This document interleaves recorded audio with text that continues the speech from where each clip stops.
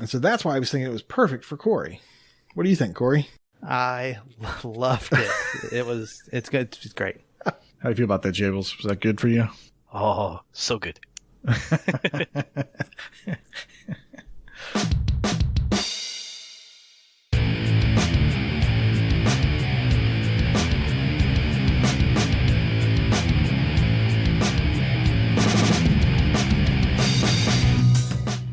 Hello, everybody. Welcome back. This is Achievement Hunting 101, level 152. I am your host, Corey. Also call me Rawker Dude. And with me this evening, as always, is KooshMoose. Hello, Koosh. Hello. And what's a podcast without a third voice? We have a first-time guest. One of the nicest people in the world. Not because they want to, but because they are legally obligated by the country that they live in. It is our very own Jblacq. Hey, Jay. It's a pleasure to be here, eh? Thanks for coming out. I'm glad you used a, because I forgot to. I had this whole intro planned and it went out the window and I just had to go off the cuff. Glad to have you, sir. No pressure at all. No pressure at all. We are a loving bunch here at Achievement Hunting 101 Industries. Let's get started with the game showcase. Jay, you are our guest. You may have first at bats. What have you been playing? What's been in your box?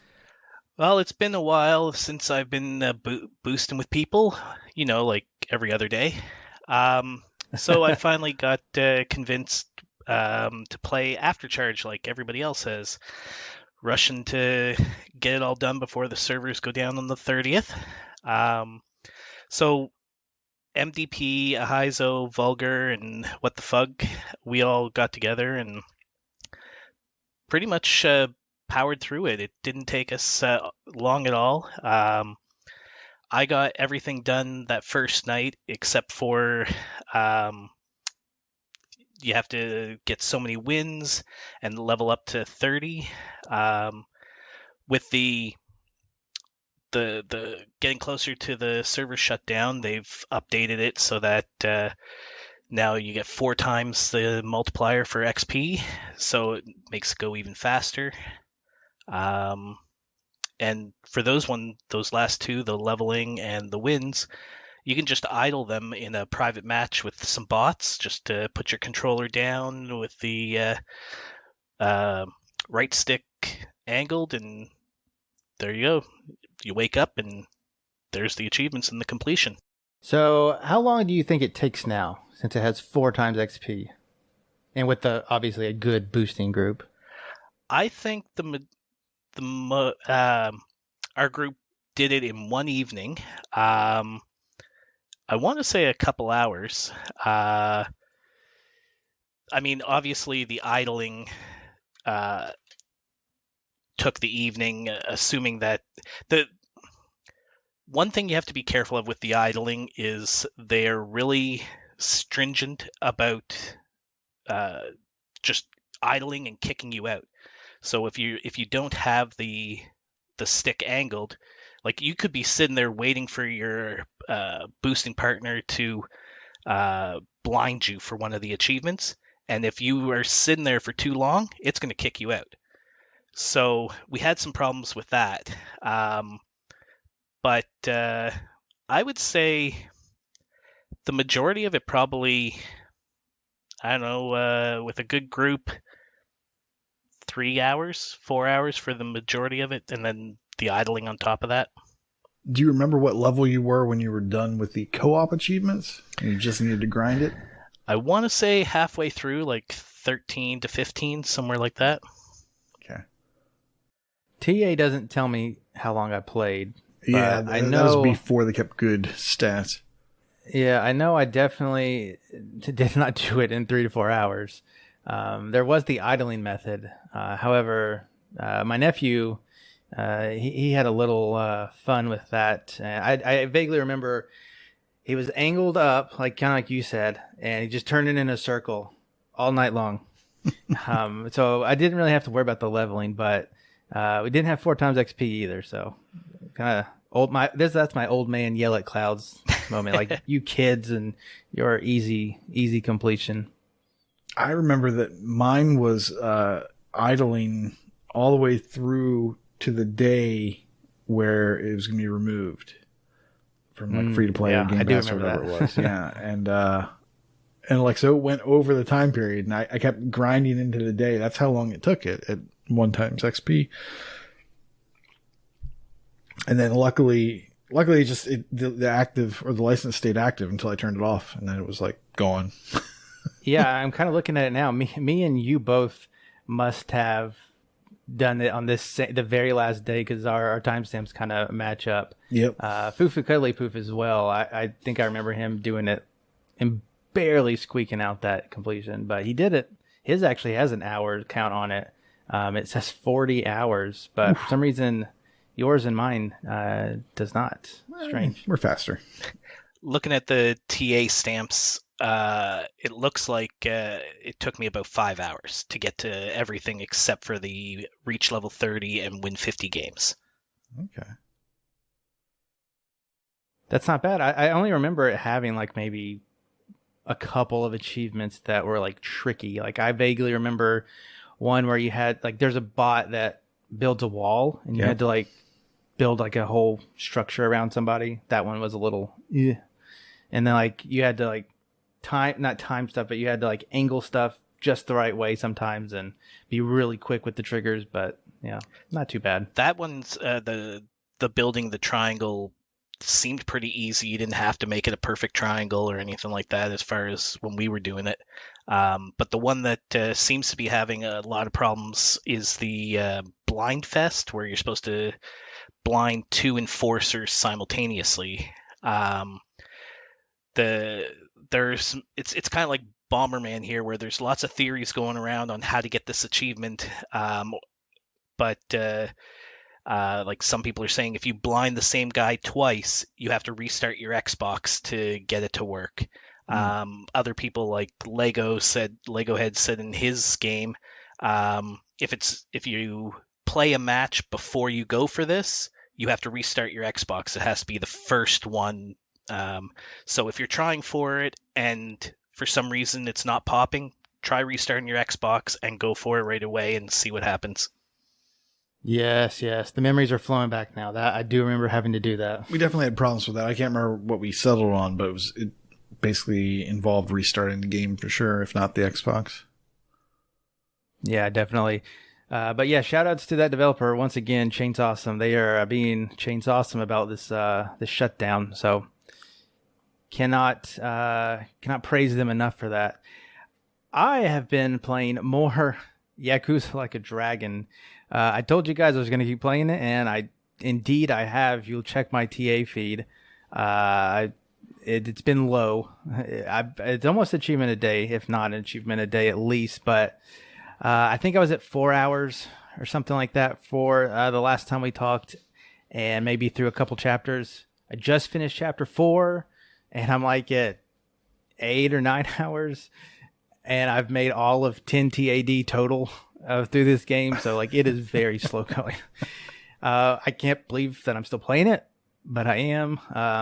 It's kind of, a yin and yang of it's a good game, but it's taking and consuming all of my time. And I have other stuff I have to play, other stuff I want to play, timed stuff, so it's definitely some give and take. But just like last week, even being, 10 hours into this game, probably, I'm still finding new stuff. I'm not halfway done with the story yet, and new things are popping up all the time. Based off the achievements, most of the grind comes after the story, but there's a lot of stuff I have not discovered yet. They talk about romances. I have not seen anything about romancing. In fact, I haven't even seen, well, it's 2021, so never mind. I haven't seen any romancing come up. What else? You got to hit level 50 with everybody. I'm like at level 14. That seems to be going okay. And then you have to like raise bond levels and change jobs. I haven't even seen anything about changing a job yet. So definitely is going crazy. Last week I said I haven't encountered a lot of crazy things with Yakuza Like a Dragon, but it is slowly getting there. In the trailer, there's like an infamous baby scene. Well, I found this baby hut or whatever. It's a side story, and it's grown men in diapers, and that's not even some of the weirdest stuff that I've seen so far. There's one achievement where you have to watch all of the movies in this classic movie theater in Japan or wherever they're at, and you have to do it without falling asleep. And so this turns into a mini game, and the mini game is a reaction-based game where you have to hit one of the directions on your D-pad or one of the letter buttons on your controller. And if you don't do it quick enough, the enemies will attack you and kind of, start to your drowsiness to get, heavier and heavier. And the enemies are called, what was it? Like ram men or something. Instead of like sheep kind of deals, like rams kind of like a sheep. Like, so they're attacking you to make you sleepy during this boring old movie. And I just found that really funny. They have like rams heads, but they're in suits. And then one of the random encounters, which mostly are not random. You can see when enemies are coming up, and if you get close, they'll attack you. But I have one random one, and this guy popped out of a trash bag, and he's wearing his trash bag, and he has legs and arms sticking out, and like, okay, you know what? At this point in the game, it makes sense. I'm just gonna go with it. But I still like the game, and I still plan on playing it. But it is taking up all of my time, and that time is precious. Okay, I got 2 questions for this.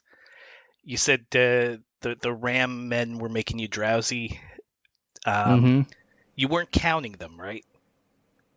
I was not counting them, no. I was countering them. And then the I have to ask, beat the dead horse. Have you still been not skipping cutscenes? Yeah, that's right. I'm skipping the dialogue, but it's that skipping like I mentioned, where if you're fast enough to read it, you can read it before they say it. So I'm still getting the story, but it's only minutely making it a little quicker.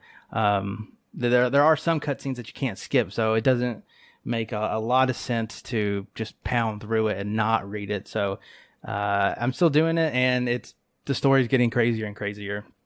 Like, I thought they were just going to tie a bow around this last chapter, and that like the last 10 seconds they just flip it right on its head, and there's chapter 5 right there. Do you have any sense on how far you're in and how much time you have left? For just the story or for total? Let's say both? Just the story. So just the story, I only, based off the achievements, I don't know, like some chapters might be longer than others. I'm in chapter 5, and I think there are 15 or 16 chapters. Oh, okay. So it's, I'm almost a third done with the story. Now the rest of the stuff after that, I have no idea how long it takes. Obviously, based off TA estimates, it's going to take me up to 80 hours. And did you not just after post story, but did you check out all the achievements?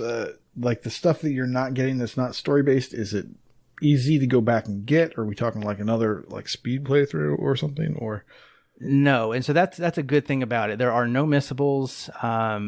It's an open world game, so apparently after the story, you can just roam the world and clean. You can mop up easily, so I don't have to worry about all that, which is good. Nice. Yeah, so that kind of helped me go along with wanting to play this game, because I'm definitely not like, I'll play this game once, but I'm not going to play it more than that.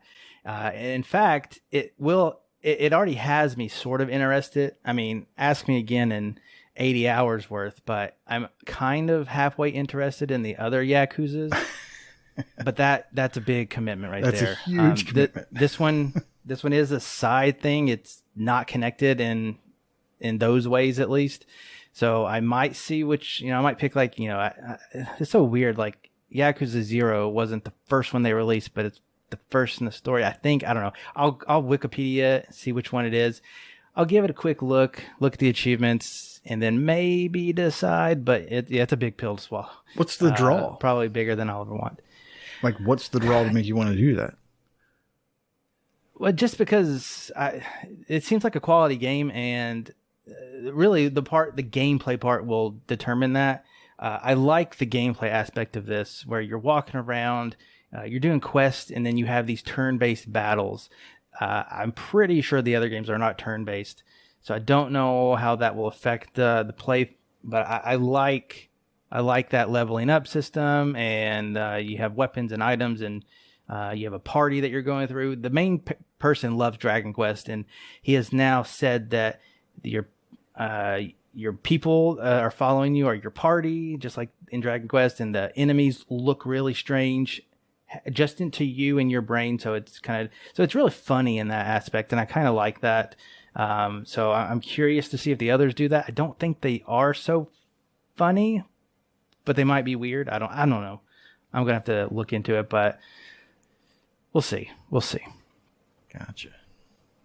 Yeah, it also helps that it's Play Anywhere, so it's on PC.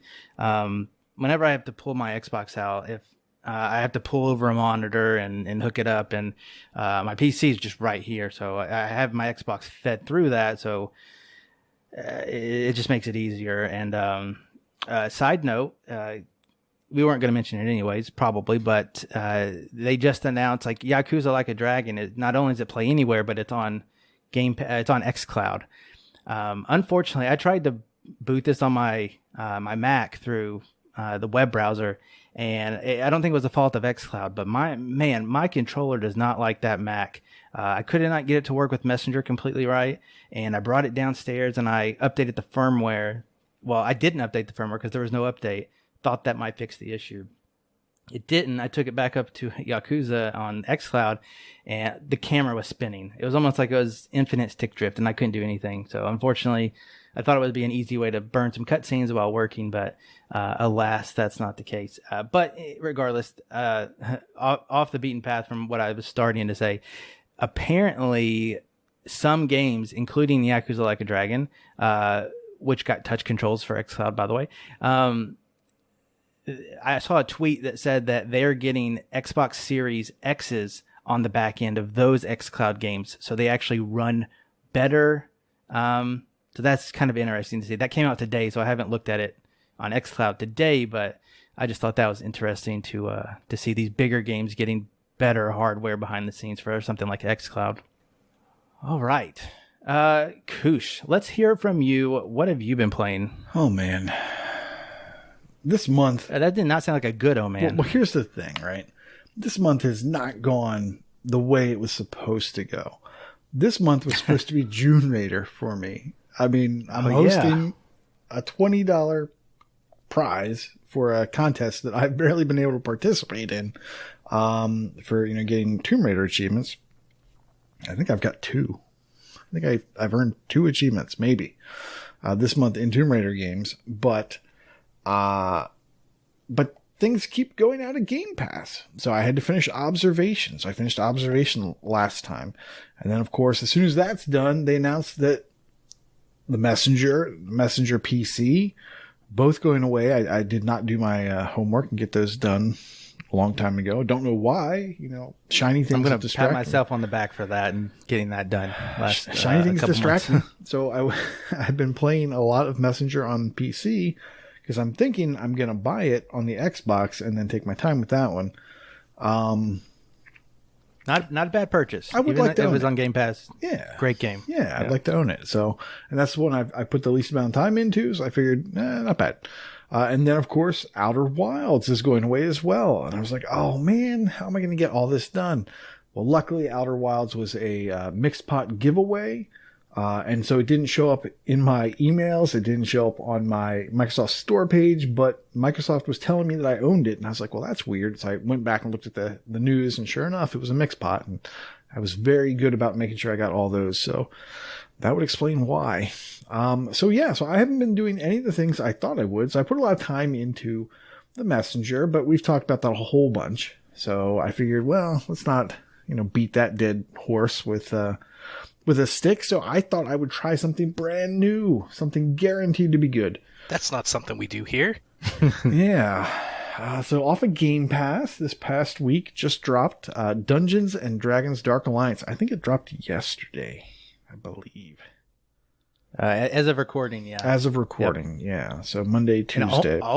More than 4,000 people have started this. That's kind of crazy. I mean, kind of nice, Dungeons and Dragons, but that was more than I was expecting. Yeah. Now, I was super excited about this game when I saw the trailers because it looked good. It looked like a really cool hack and slash. Looked fun. Looked great. Now, I've only played it solo, so I don't know what it's like with multiple people, but I can give you my hour or two quick review into it. It's kind of fun. It is a little bit like driving a bus.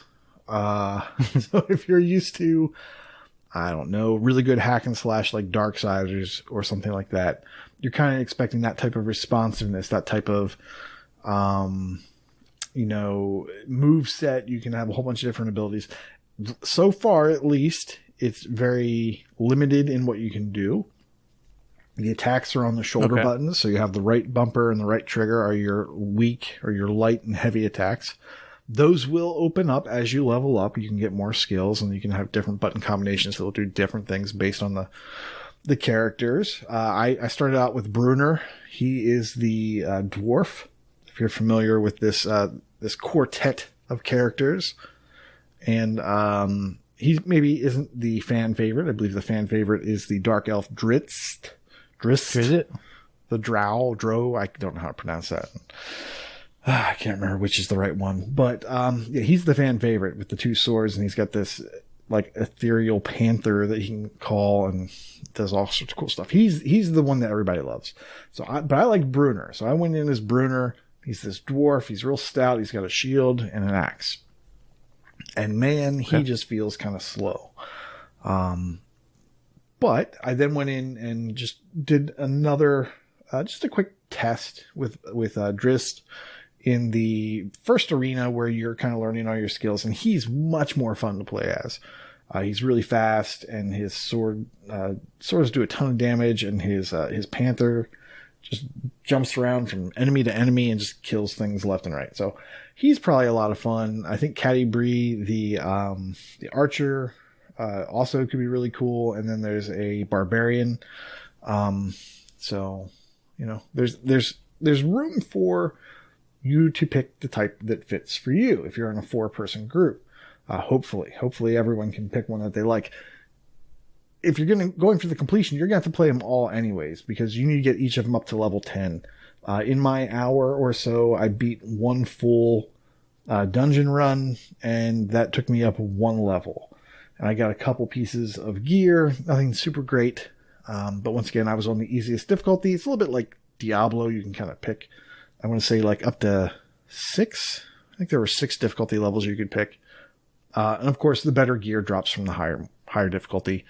There's also a mechanic where as you're progressing through the dungeon, and this is hack and slash again, as you're progressing through this dungeon, once you clear out an area, there will be a little chance to rest. And there will be the option, you'll have 30 seconds to decide if you want to do this or not, to rest at a campfire. Now, if you do that, you're going to get health back. You're going to, I think you might even restock on potions. I'm not sure about that. But your loot bonus will go down. Whereas if you choose to skip that campfire, you can increase your loot percent chance. So, better stuff will drop if you just kind of, roll the dice. Does it have any effect on enemies? I don't think so. I think the enemies stay the same. Because my mind goes when you say that to Jedi Fallen Order, which if you get to save there and get your health back, but enemies respawn is kind of the downfall. Oh, yes. Actually, it did say that. I did see a message that said that enemies will respawn. So I guess if you wanted to go back to previous areas, the enemies will be back. But there's really no need to do that unless you've missed a chest and you see it from across the map and you're like, oh man, there's this chest over here. I don't have enough of these optional side quest items, and I have to go back and scour the previous areas to see if maybe I missed something easy. Can you only use the campfire once? Like, could you use grinding for levels, go kill things, rest, kill things, rest? I don't know. That's a possibility. I would assume no. I would assume that you get that campfire one time. And then you have to progress through to another area to get the next campfire. I can't say for sure. I haven't tried that.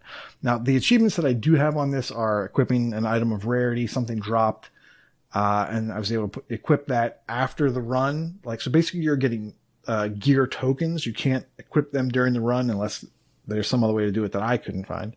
But once you're done the run, all those tokens will be cashed in and you'll get gear items back out of the different rarities. So after my first run, I got something back. I equipped some boots and that achievement popped. The other achievement I got was for a 50 hit combo by yourself. Well, I did that naturally, in a dungeon, I think. Such a good gamer. No, I didn't. I got to 48 and I was like, oh man, there was a 50 hit achievement and I missed it by 2 because I did something stupid. I also got the perform a 200 hit combo. Now the way you do that is stupid easy. There's a target dummy in your base camp. You just walk up to it and you just smack it. You just keep smacking it until you hit 200. Now, if you use Drist, it's very fast. I was using Bruner. It wasn't super fast. It still only took me 2 or 3 minutes to get up to 200. Not a problem. Performing 300 evades. Well, that's just hitting the B button 300 times. I did that. I was in a dungeon. I was dodging things a lot. By the time I saw that achievement in the base camp, I only had to do 50 dodges, something like that, 50 or 100 at the most dodges, and boom, that one popped. There's another one for using your ultimate. Dodge the dummy. Well, you don't have to dodge anything. You're just doing a jump to the left. Just dodge so many times. Yeah, you don't have nothing has to provoke the exactly. dodge. It's not like you're parrying an attack, although there is an achievement for parrying. It's parrying 100, and you can do that, during the tutorial dungeon as well. There's one for doing 100 ultimate attacks. There's a great way to cheese that with Drist. During that tutorial dungeon, there's one section. Basically, the tutorial dungeon is broken out into, let's just say, 5 main things where they ask you to do a couple things each time. The first time is kill an enemy with a light attack 3 times, kill an enemy with a heavy attack 3 times. So that's one group, and then there's a couple other groups. You get to this group that says, lock on to an enemy by pressing the right stick in. Well, in that grouping of abilities that you're learning, they want you to have a full, ultimate meter. So if you, instead of locking onto someone, hit an enemy, your meter maxes out, you can then do an ultimate move. Once that ultimate move is over, the script basically fills your ultimate meter all the way back up to just but the top. You kill 1 or 2 more enemies and boom, your ultimate is ready to go again.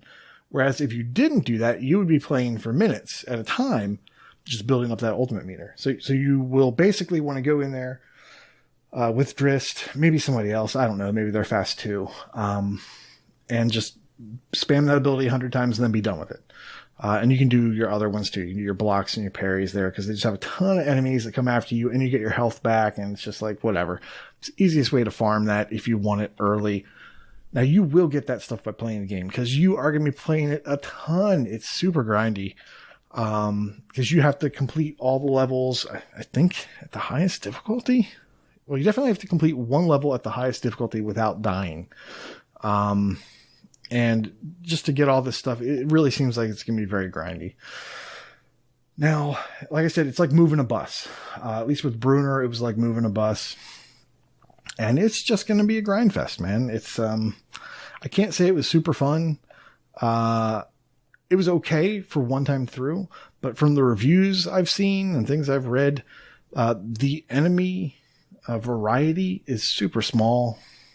So they just don't get any bigger. And the boss enemies, the boss variety of the enemies are basically just grown up versions of the fodder that you're killing. So the models don't even look that different. So it's kind of not great in terms of the variety there. I know expansions are coming for this, so maybe they'll be able to add more variety there and cooler models and things like that. But at least this base version of it is fine. I didn't have any real bugs.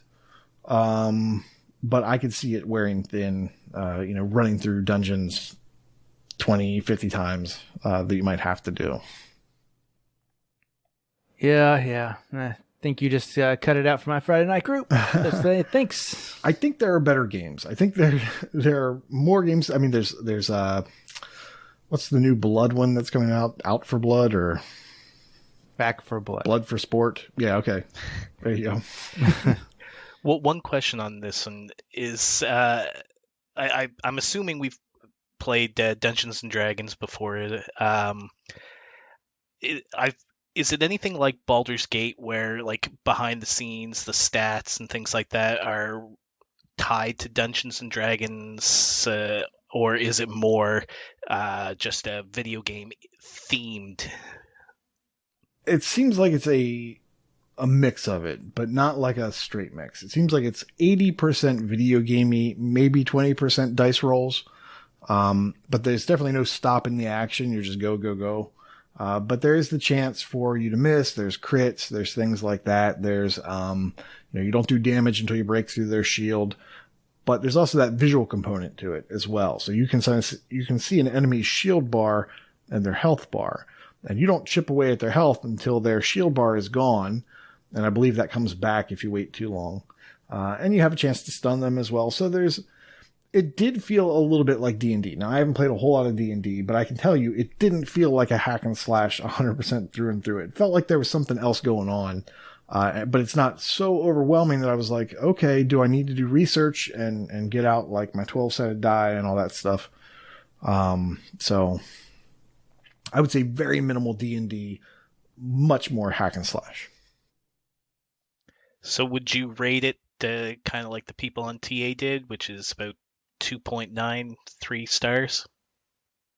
I mean, maybe. It doesn't seem like that's too far out of what I would give it. Yeah. I mean, I definitely wouldn't give it a 4. It's just like mediocre. Yeah, I wouldn't give it a 4.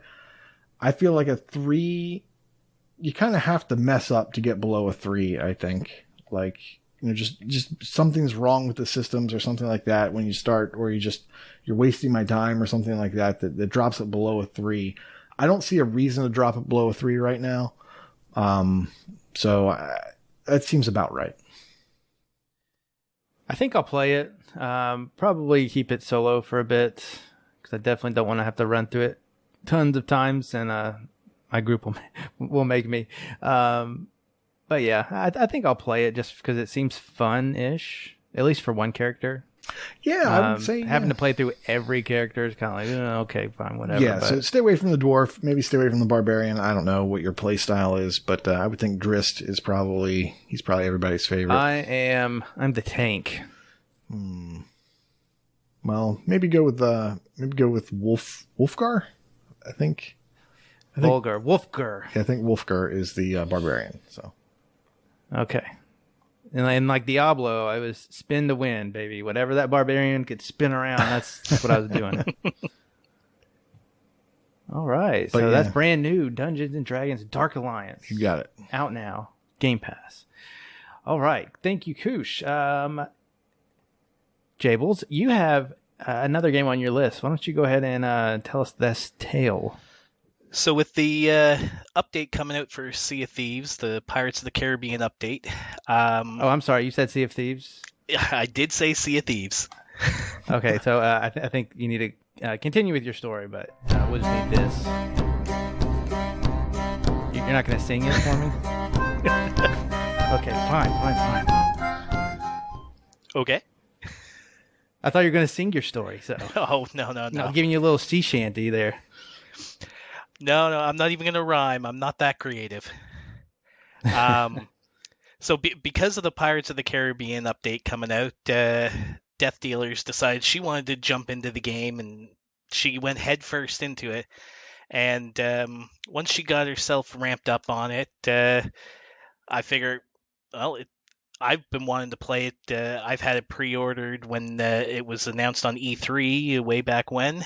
And so I jumped in with her, and off we went, sailing away to doing some quests.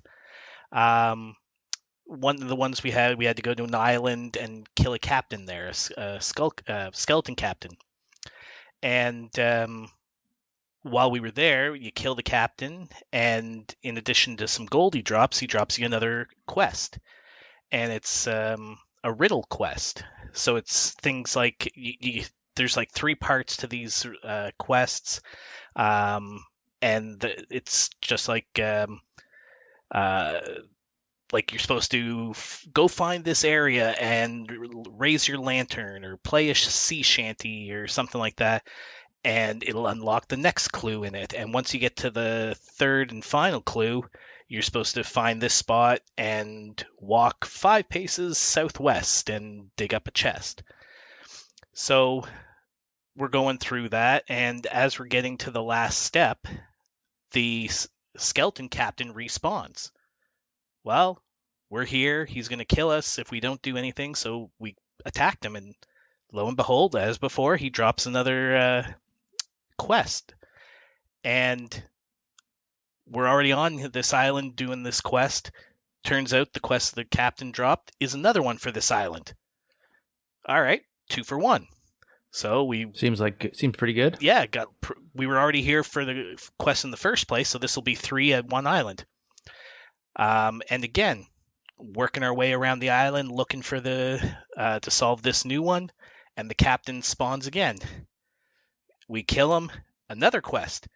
Well, at this point here, we've already got so much loot. We need to get back and sell this before either another player comes and attacks us, or just the random ghost ships in the world. So we decide we're going to cut our loss on this extra quest, maybe come back and do this again, but we got to book it. So we get everything back to the ship. We set our course in the map. We take off, and pretty smooth sailing. That is until Death decided to get cocky and went down and took a screenshot of the loot we had in our hold. Not a minute after she does that, the sky goes right dark. The music gets real ominous, and up comes Kraken tentacles, and we're like, oh god, here it goes. She cursed it. We sat there firing cannons at, I have no idea what the correct way is to kill this. So all I'm doing is firing cannons at the tentacles, and the tentacle comes down after a while, picks me up. I'm in the air trying to figure out what the hell's going on. I see the mouth close in front of me. It's like, start swinging my sword. Finally, it drops me back onto the ship, and a tentacle wraps around the ship. So now we're swinging swords at it. I hear Death say that she's down, wants me to help her up. I'm looking around, can't find her. She's right behind me. So luckily I was able to pick her up. We fired a couple more cannon shots and actually got lucky. We defeated the Kraken. An achievement popped to basically you faced the Kraken and survived. So awesome. That was my first achievement that I gotten in the game in a long time.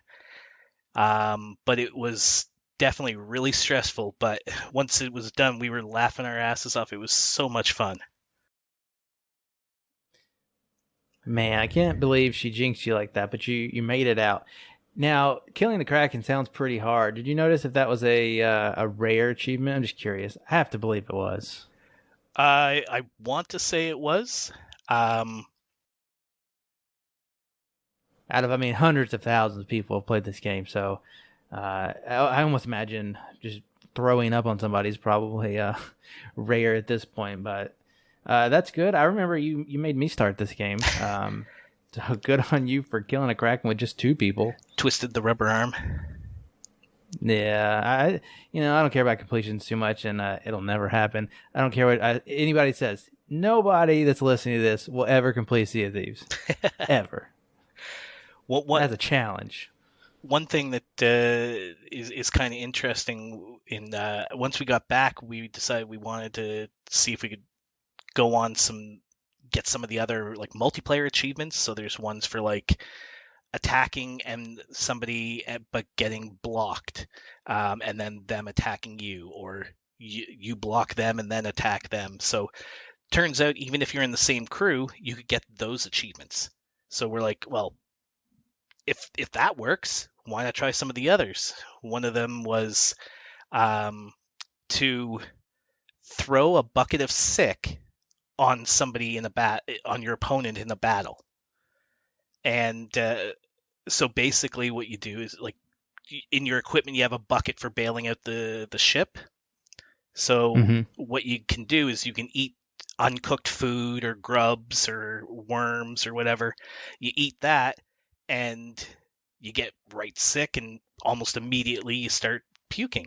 Well, if you have your bucket out, you catch it in the bucket, and then you can just throw it at your opponent, and it coats them in like their screen goes all green. So I was trying that, and I wasn't sure how to throw it at death. I was thinking I would use it like when you shoot a gun. So one button to aim and the other button to fire. Well, it turns out if you aim with a bucket, you actually throw it on yourself. So I dumped the bucket of vomit on myself, and that backfire. Yep. Needless to say, just to round out the story, you can't get that achievement in in the same crew. Gotcha. Yeah, we were kind of talking about it in Discord. You could try to get a lot of people in the same server, and if you can rent a server or get a private server, I would totally play this game more often. But random chances, I just can't do it, because that's really the worst part of it for me. I mean, it's fun to get in some of those battles occasionally, but when you have a ship full of loot, you do not want to lose it, and it's kind of not your fault when somebody tries to be a real pirate and take it from you. Oh, but I was going to say, today I think the Pirates of the Caribbean stuff came out. Do you plan on trying that pretty soon? Oh yeah, that's the plan. That's why Death started it up when she did. So she tried to talk me into playing today while I was working, and she's eager. I couldn't get in on that. So we'll probably be starting it this weekend, I assume. Cool. I looked at the feed that they had when they did the introduction earlier in the week, and they said that those missions or whatever that you want to call it, they're instanced, so you don't have to worry about random PvP players coming in and attacking you or whatever. So that makes me feel a little bit better about playing through those. Yeah, you can kind of just relax and play the game. So exactly. I'm actually gonna probably give it a try, or convince our Friday night crew to do it. We'll see. It's on our tags already, and we're not going to complete the game. So, do you have any sense that you might be able to get all the other achievements through instanced whatevers as well? Well, for those ones that Death and I were trying, you could get some if you're in the same crew. But then other ones, you actually have to have an opposing, like a PvP opponent to do it. I was just thinking for like where you have to go out and get the monkey chests or whatever and bring those back. Are those types of missions still in that instanced, or is this completely different instance content? My assumption is that the Pirates of the Caribbean stuff is separate from the rest of the world, and I haven't played it, so no idea for sure, but my guess would be that only the Pirates Caribbean stuff would be able to be completed in that instance.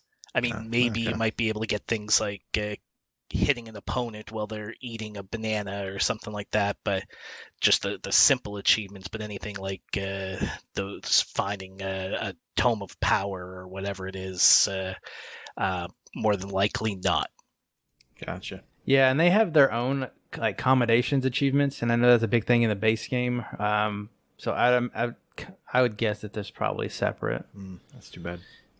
But maybe it will lead to other instanced things. Maybe maybe the base game can be instanced if this is a big hit. I don't know. Ahizo has a saying that I don't know where he saw it or where he heard it, but people were asking for like a PvE server so that they don't have to do PvP, and the people were, I don't know if it was the devs or just people that like PvP were saying, but then nobody would play the PvP server. Well, if nobody's going to play the PvP server, then why have PvP? Right. Exactly. I mean, I don't know. I don't know what the solution is because you're probably right, but I don't know. I just like options. Since I like options, I figured you guys like options, and to talk about something new, I played Knockout City yesterday. I'm not going to go into it for very long just because we're running pretty long, but Knockout City is the new Dodge Brawl game, and real quick, it's super fun. I played a little bit over an hour, got to skill level 5 or whatever, and I can already see myself playing this a lot more. At the time, up until level 5, you only have, I think it's 4v4 available to you in like the standard mode, but it is a faster than you think action multiplayer game with dodgeball, and there's special balls that you can pick up and throw. There are little kind of like ultimates or some kind of special moves that you can do, and obviously you're trying to get somebody out, and everybody has 2 lives kind of deal. And you play in this particular mode, it's best of 3, so you can win in 2 rounds if you're that good, but it's a fun game, and I plan on playing more of it. So if anybody wants to play, hit me up, and I'll probably talk about it more in depth on a future show. But for time's sake, let's move on to our discussion topic of the week. It's Koosh and I's favorite time of year. Although if you looked at my game activity in the past week, you would not believe so. But it was the ID at Xbox Summer Game Fest, and this is where they have all of those fancy ID at Xbox demos. And I want to say this year they had like 40 games or something around there. And Koosh, he streamed some of these games. I planned on it, but it never worked out. But I did play a few. So let's just talk about quickly, Koosh, you and I, some of the games that we played. I'll go first. I played a game that is coming called Cat Lateral Damage. And this is kind of a first-person cat game where you are the cat and you are going around a room knocking stuff over, being a jerk, just like cats are. And there's objectives to complete. There are little secrets that you can unlock, and just different like cats and stuff that you can play as well. And so it was a fun game. The demo was not super great. You played a tutorial level, which took you, a couple minutes, and then you got to play the first real level of the game, I guess. And once you do that, which only took me 3 minutes to do, it says, "Thanks for playing the demo. Bye." And I go, okay, all right, let me play it again because I want to, do a little bit more, even if it's the same level. And I booted it up again, and it said, "Thanks for playing the demo. Bye." No. I was like, well, crap. I can't even play any more of this game. I literally had like 5 minutes in it, and it cut me off. So it's best I could do. It looked like a very chill game. It actually is a remastered edition. So it's a game that exists as a base cat lateral damage on like Steam and stuff like that. And it happens to have achievements. So I kind of took a peek over there, and there's some grindy stuff. Like you have to knock over up to 20,000 objects. You have to complete 50 levels in what they call objective mode, which is, like I said, you are given a list of things to do. And at least in my first level, my one and only level of experience, your cat has energy, and as you jump and swat things, like your energy goes down.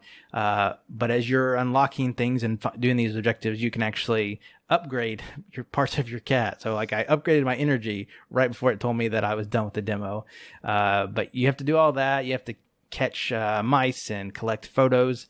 And there's a lot of miscellaneous stuff. So I actually really like the achievement list if it stays as is from the base game on Steam. This is definitely one if you just want to chill time to check out.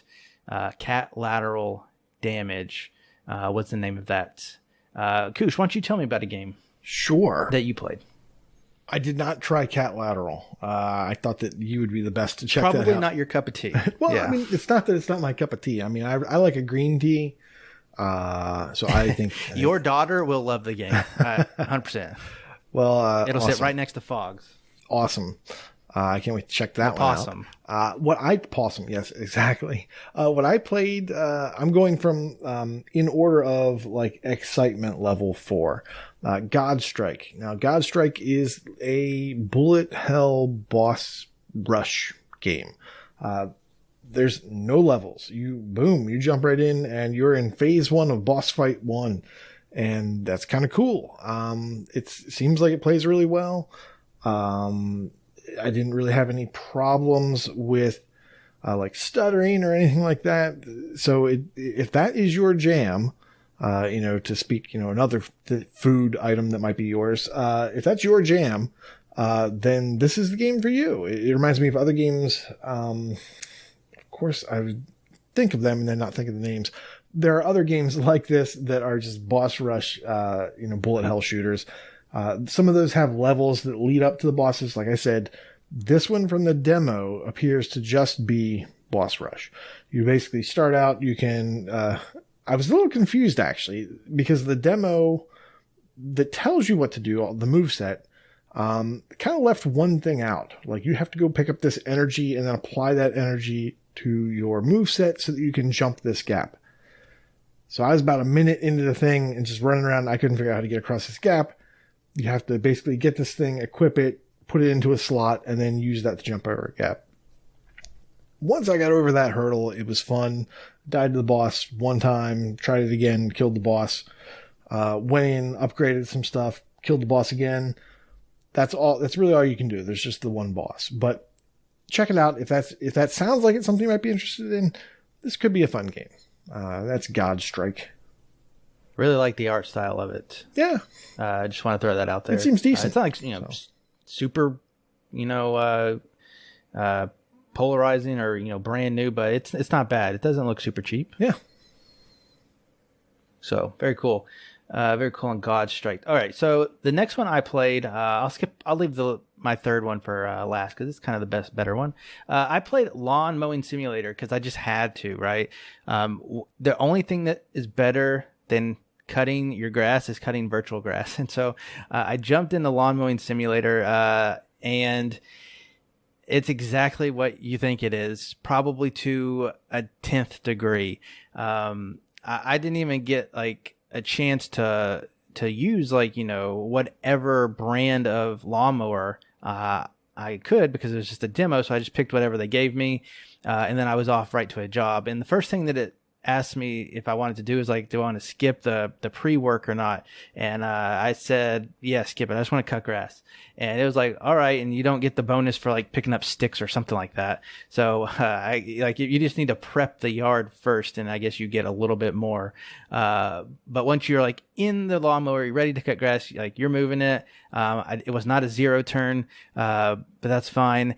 You have to adjust the cutting height of your of the mower, of the deck, and I wasn't set to what the customer wanted, so I was cutting it too high or too short. I don't remember which one, so I had to adjust that and figure it out. But once I got that, I made my lines, and then it was just telling me the percentage of grass I cut, and you had to get like 98% before you could complete the job. I think it dinged me a little bit on that 2% that I didn't do, but I'm not going to hunt for 2 blades of grass that I missed. You obviously get penalties if you mess up like a flower bed or you do any kind of damage to yourself, but it's exactly what you would think from a simulator game being that detailed. But lawn mowing, so very chill. I thought about streaming it. And I just thought, it's not probably the most fun game to watch, but by yourself, this is a perfect game to play while doing something else, watching or listening to something else. I think you would have a great time with it. So that sounds like the game that should have had the 5-minute demo. I spent 15 minutes cutting this person's grass. Let me tell you.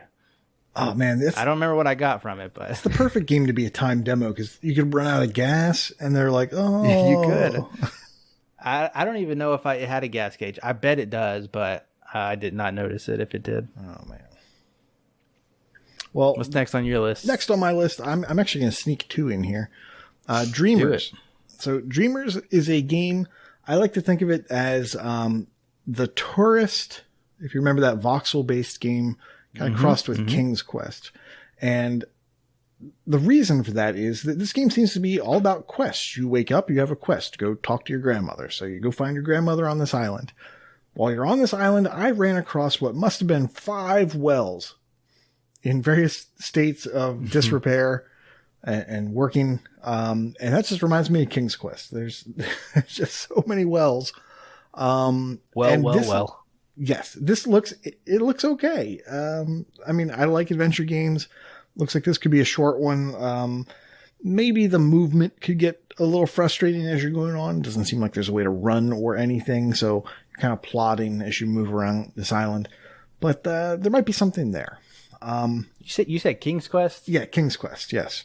Because right now, maybe it's the same because I haven't played King's Quest. I'm getting voxely Turtle Quest vibes.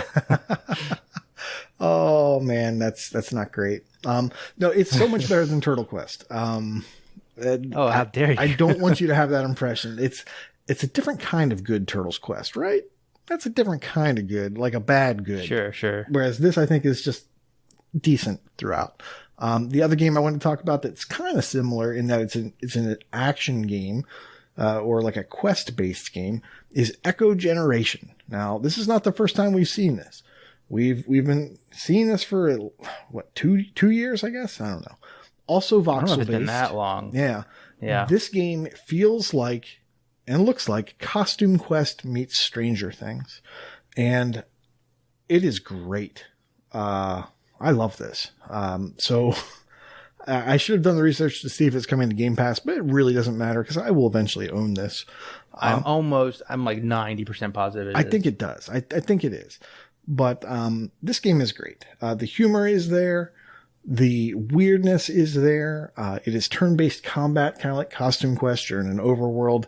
You kind of walk up to your enemies that you're going to fight, and then it's turn-based, but it's action-y. So you pick an action, and then you have like a button sequence you can do to make that better. With the main character, that's basically, he has like a really strong attack. And for that attack, you have to press in a sequence of buttons as they're displayed on the screen. It changes every time. You can do his weaker attack, and I think that's just like a timed button press. You just kind of wait for the A button prompt to show up, and then you hit A.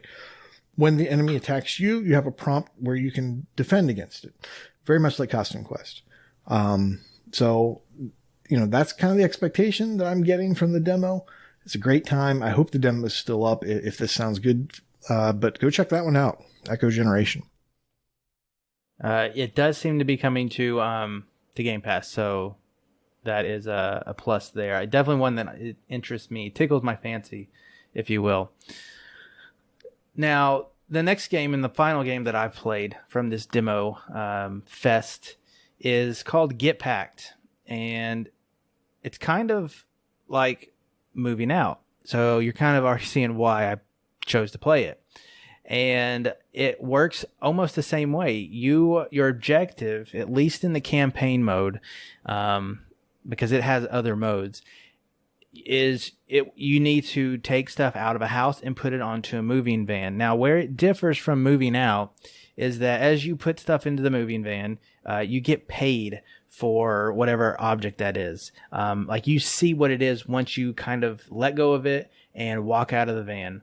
And it's kind of a pseudo payment. You know what you're going to get paid for that. You actually don't get paid until that van delivers that item. So you actually have to tell the van, you're full up, go on out and deliver it. And then you're free to go back and do whatever you want. Grab more stuff if you want and bring it back to that location because the van will come back. And so you're playing this game of what you want to put in the van in order to get more money, which equates to stars. And that's kind of the base part of that campaign mode. They throw in they throw in like customer requested items. So it'll pop up in the corner and you have a certain time limit to go get that item and you get a little bonus. For that. Now, one thing I did notice is you can actually tell the van to deliver the item while you're still in it. And that will just send you looking at the screen for about 30 seconds, wasting your time because I accidentally did that. Now, it sounds kind of basic at the start. And again, that was the first level. I played through the first 2 levels, past the tutorial, I think.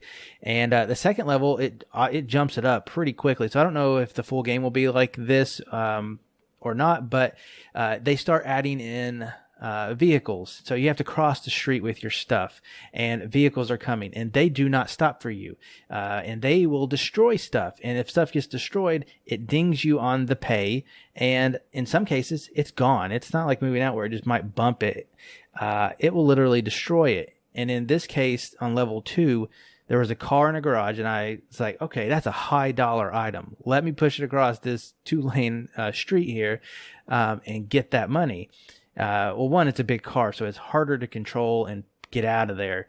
And a car came running down that street, I feel like cars run, came driving down that street, and it flatlined me, and the car was gone, and that was like $2,000 down the drain. I just thought I will never financially recover from this, and I didn't. I did not pass that level. So it's kind of like Moving Out, but a little harder. I don't see it in the demo version, at least to have accessibility options. So you can't adjust the timers or make it where stuff disappears once you hit the van. But it's the same vein. You can use one trigger, I think it was the triggers for one hand, and the other for another hand, where you can grab 2 things that are smaller, or a bigger thing if you needed 2 hands for that. Now, where it differs from Moving Out in other ways is that not only does it have this campaign mode, it has, and I only know this based off the description, it's not in the demo, it has a versus mode where you can do a destruction, or you compete to see who gets the most money. I think it might also have an objective mode. I can't remember. I might be mixing up games. But all of that versus stuff means that you're not doing stuff single player. So it actually has a grayed out from the demo. I'm looking at it now. It has a grayed out online option. So this game will be online enabled. There is an unlock section. Can't see that either. But it seems like it will be a fun game that we can play together, unlike Moving Out did. And the last bit of info, well, not the last bit because I found something else. Other thing I want to tell you is that it's published by CoatSync. So that gets 2 thumbs up from us off the bat, from Koosh and I. And this actually was a Google Stadia exclusive game, or at least launch. So it's coming to other consoles now. And I was able to find a Stadia achievement list. And it's kind of exactly what you might think of as far as, yeah, you need to beat all the stages. You need to get all the stars on every stage, complete every challenge. But there are a lot of miscellaneous achievements, which is what I like to see in these kind of games. Just to throw a couple of them out there with you, you need to stop the traffic with a stop sign. Now, it told me that to do that in level 2, but I couldn't figure out how. And actually, the achievement name for that is Shall Not Pass. So they are kind of punny with these. To emphasize 4 players online, they have packed together. 4 players hold on to the same item. And here's one more for you. Throw a pizza on top of the van. And that is, of course, called Packing Bad. So that seems like it's going to be a quality game. And that's called Get Packed. Nice. See, I noticed a couple of things. I wanted to play this one as well. I didn't stream it because I thought that you would. So I kind of wanted to leave that for you. One of the things that you did not like about Moving Out, you will like about this game, and that is that the optional things to do in a level are visible right off the bat. All you have to do is push a button, and that list pops up. You can see everything you have to do, like picking up the street sign and holding up traffic. So I actually did that on level 2, and it was able to stop the traffic. You basically just have to go grab the sign and wait till you've basically pulled it out of the ground to the point where you can stop traffic. And yeah, I thought it was more difficult. So hitting those star targets definitely seems trickier. And I'm kind of hoping that that's accounted for just by, having somebody else, a player too. So moving that car, for instance, I also got wrecked. I pulled that thing out, car hit me, destroyed the car. And then I guess there was a car left in the lanes, and then eventually every car hit that and blew up. So it's a very different game. Things don't reset when they explode. So Yeah, it's not exactly moving out, which, in one sense of the word, or, one sense of that is not great, because I just want more moving out. I really like that game. But this could be its own thing, and, maybe it's good as well in its own way. It sounds a little bit like it might be like moving out mixed with a little bit of like Overcooked, like the weird environments. Yeah, it was actually easier to move things in this game than in Moving Out. In Moving Out, a lot of times it's about, okay, well, how do I maneuver this couch around this door frame to get it out? And I remember famously, there's one level where you're not supposed to break anything, or you're not supposed to upset any of the pictures on the walls. I think it was the hidden achievement. So you have to kind of like navigate these things around like circles and the edges of the room without bumping anything. In this game, things are like super easy to grab. Like I had a couch in one hand and I had a refrigerator in another, and they were just banging on the walls. Just very easy to get out the door and into the truck. The hard part was getting out of the truck without also just knocking that stuff back out onto the street. So hopefully that gets better, and maybe it's easier with 2 players or more. Mm-hmm.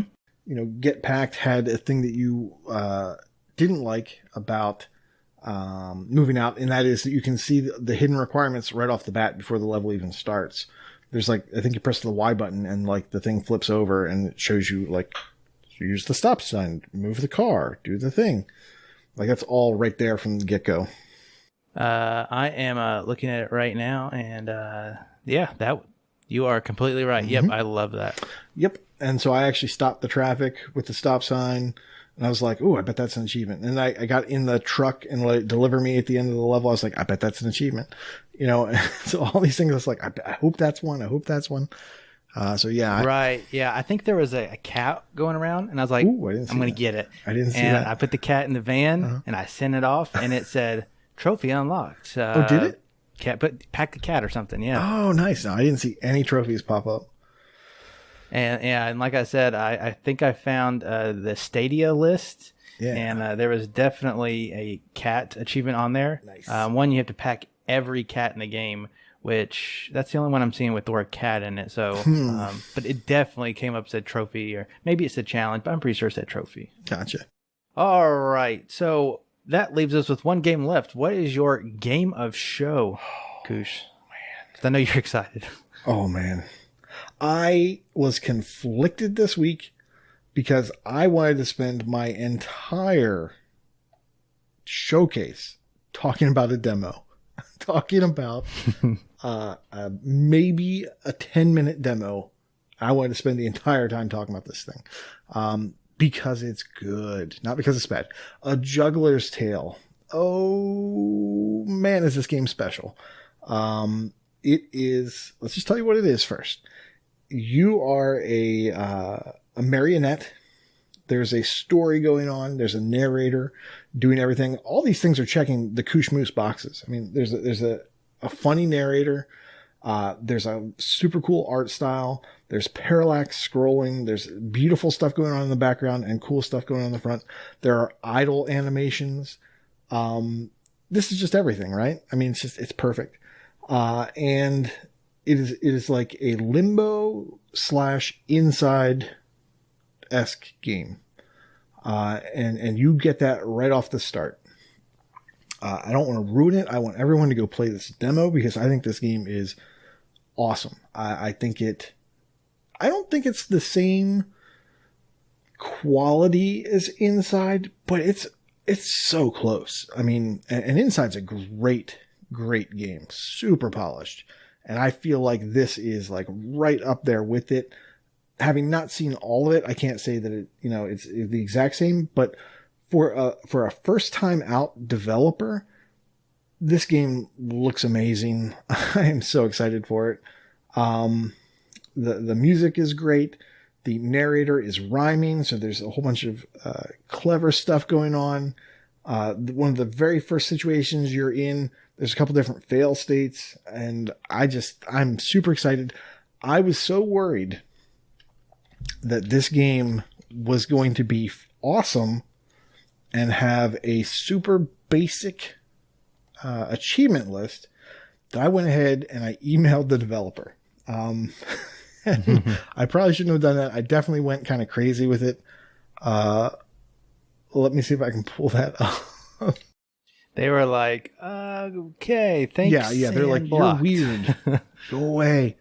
So you can edit that a little bit out while I was finding it. So I basically told them that this game is great. And I really, as a co-host on a podcast about Xbox achievements, just to tell them how much the achievements matter and like they need to match how awesome this game is. Like the attention to detail that they're applying to this game, a portion of that, needs to be also applied to the achievements. And they said, thank you very much. I'm very glad you're excited and about sharing your passion for achievements. You're right about the importance of achievements often not being acknowledged. And I can assure you that we already have implemented multiple fun achievements, even though our time schedule is really tight. And there are regular progression achievements, but also Easter eggs or different puzzle outcomes. I can only hope that you'll be satisfied with them. So I am super excited, over the moon, ready for this game to come out. I don't know when it is, but I am playing it day one. It's awesome. Yeah, I was kind of curious about when it came out as well, and I checked Steam, and they're being a little cheeky with it. And when next to release date, it says when all the knots are tied. And with their Twitter says, coming to console in 2021. So within the next 6 months, we should have this game, hopefully, as long as nothing too bad happens. One other thing I was going to say is, like you said, you're controlling this marionette puppet. Do the strings get in the way of stuff? And that's what's awesome. Okay. So it's part of the demo. I don't want to ruin anything. I want people to play this demo. I want them to see it. But that was one of my concerns. It was like, oh, well, aren't the strings going to get in the way? And they sure do. And that's part of the puzzle, right? Because you also have to take into account, okay, not only am I a character moving around this thing and I have to go under and over, but I also have to throw in the constraint of there are strings above me and I only have so much give that I can do as I'm going under things. So I have to manipulate the environment in such a way that my strings aren't a problem and they don't get me tied up. And who's to say that at some point they don't get cut? It reminds me of Unraveled, kind of in that way. Yeah, that's true. It looks amazing. I will definitely give this a shot. And I'm not one to really I don't care if your game's pixelated or hyper realistic, but it looks better than Inside to me. Maybe not story wise. Who knows how that will turn out? But this art style just appears to me more like there are dark parts, but there are light parts, and I like that range. Limbo is just black and white, so it gets kind of old to me.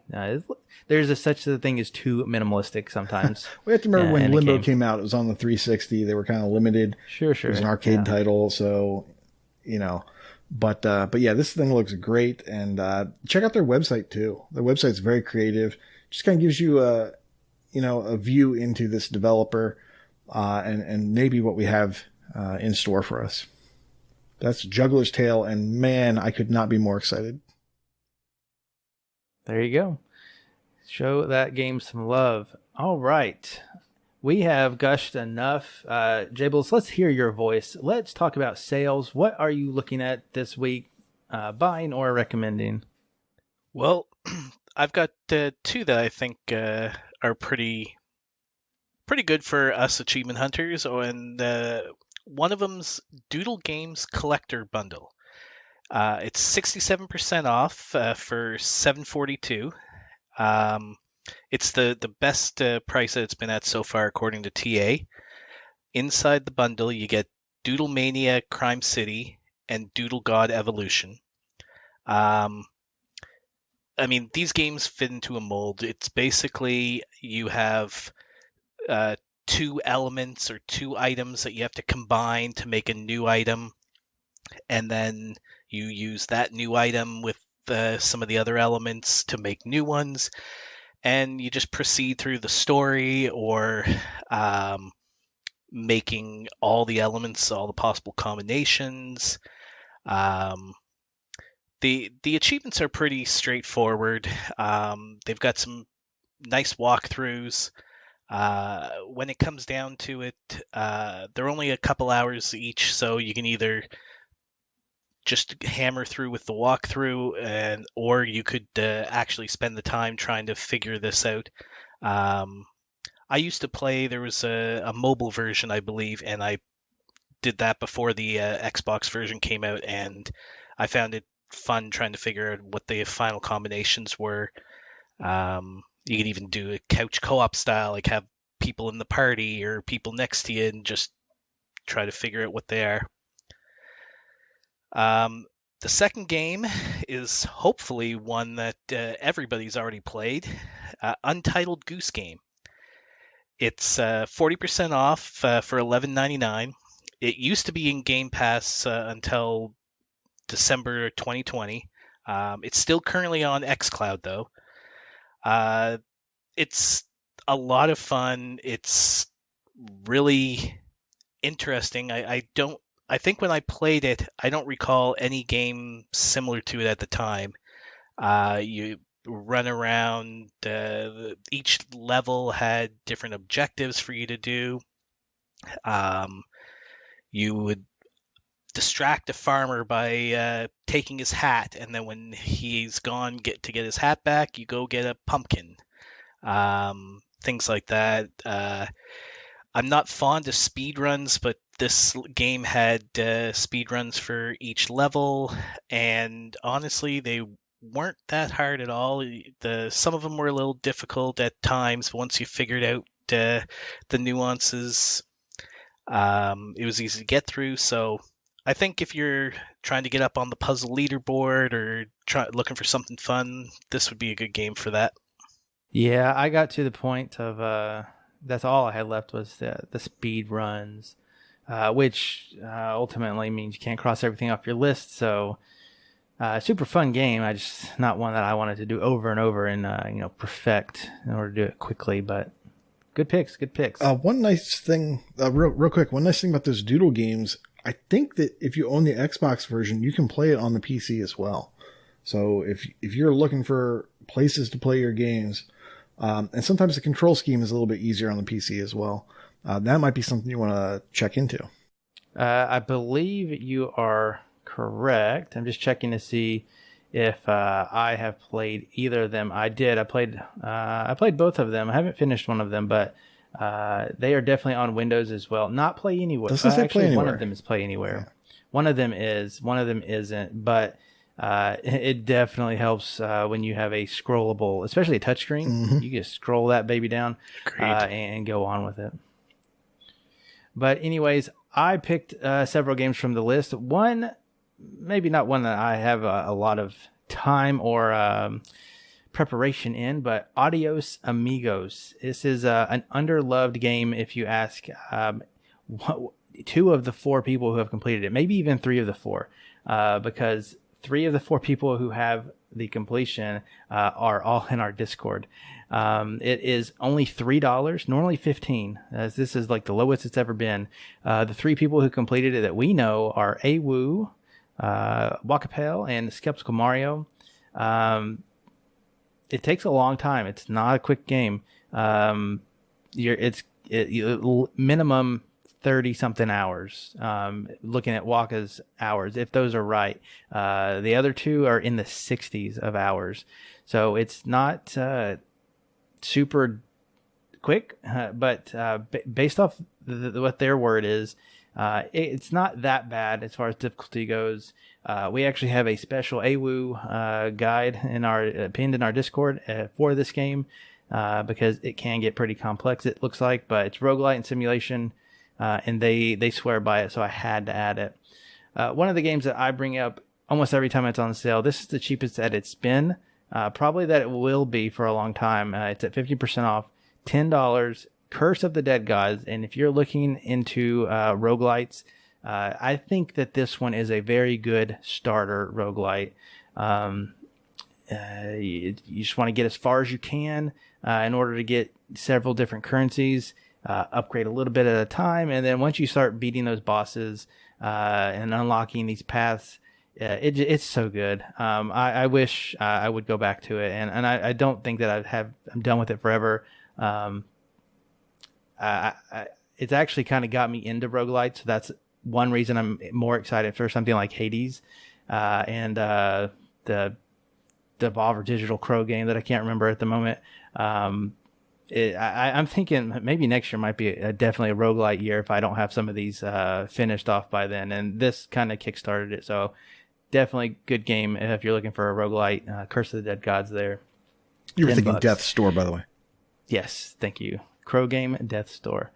One other game I want to point out is Snaky Bus. This is a Digerati special. I like Digerati, and this game is $4 this week. It is an easy completion, and it's a very relaxing completion that you could probably get done in a day. 1 to 2 hours is the completion estimate on that one. But if you ever played the game Snake, this is a fun take on that, as you are a bus by default. You can change it later on once you unlock things. You are a bus going around a map that changes. The map doesn't change. You get to pick different maps.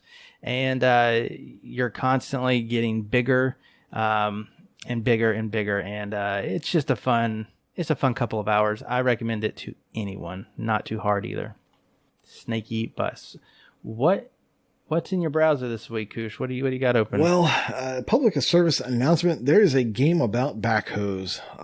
This game's called BH Trials, which I am sure stands for Backhoe Trials. BH? I was wondering what that stood for. Yeah, it's a backhoe, also known as an excavator, depending on the parlance that you use. This is a puzzle platformer. It's $7.19, down from $12.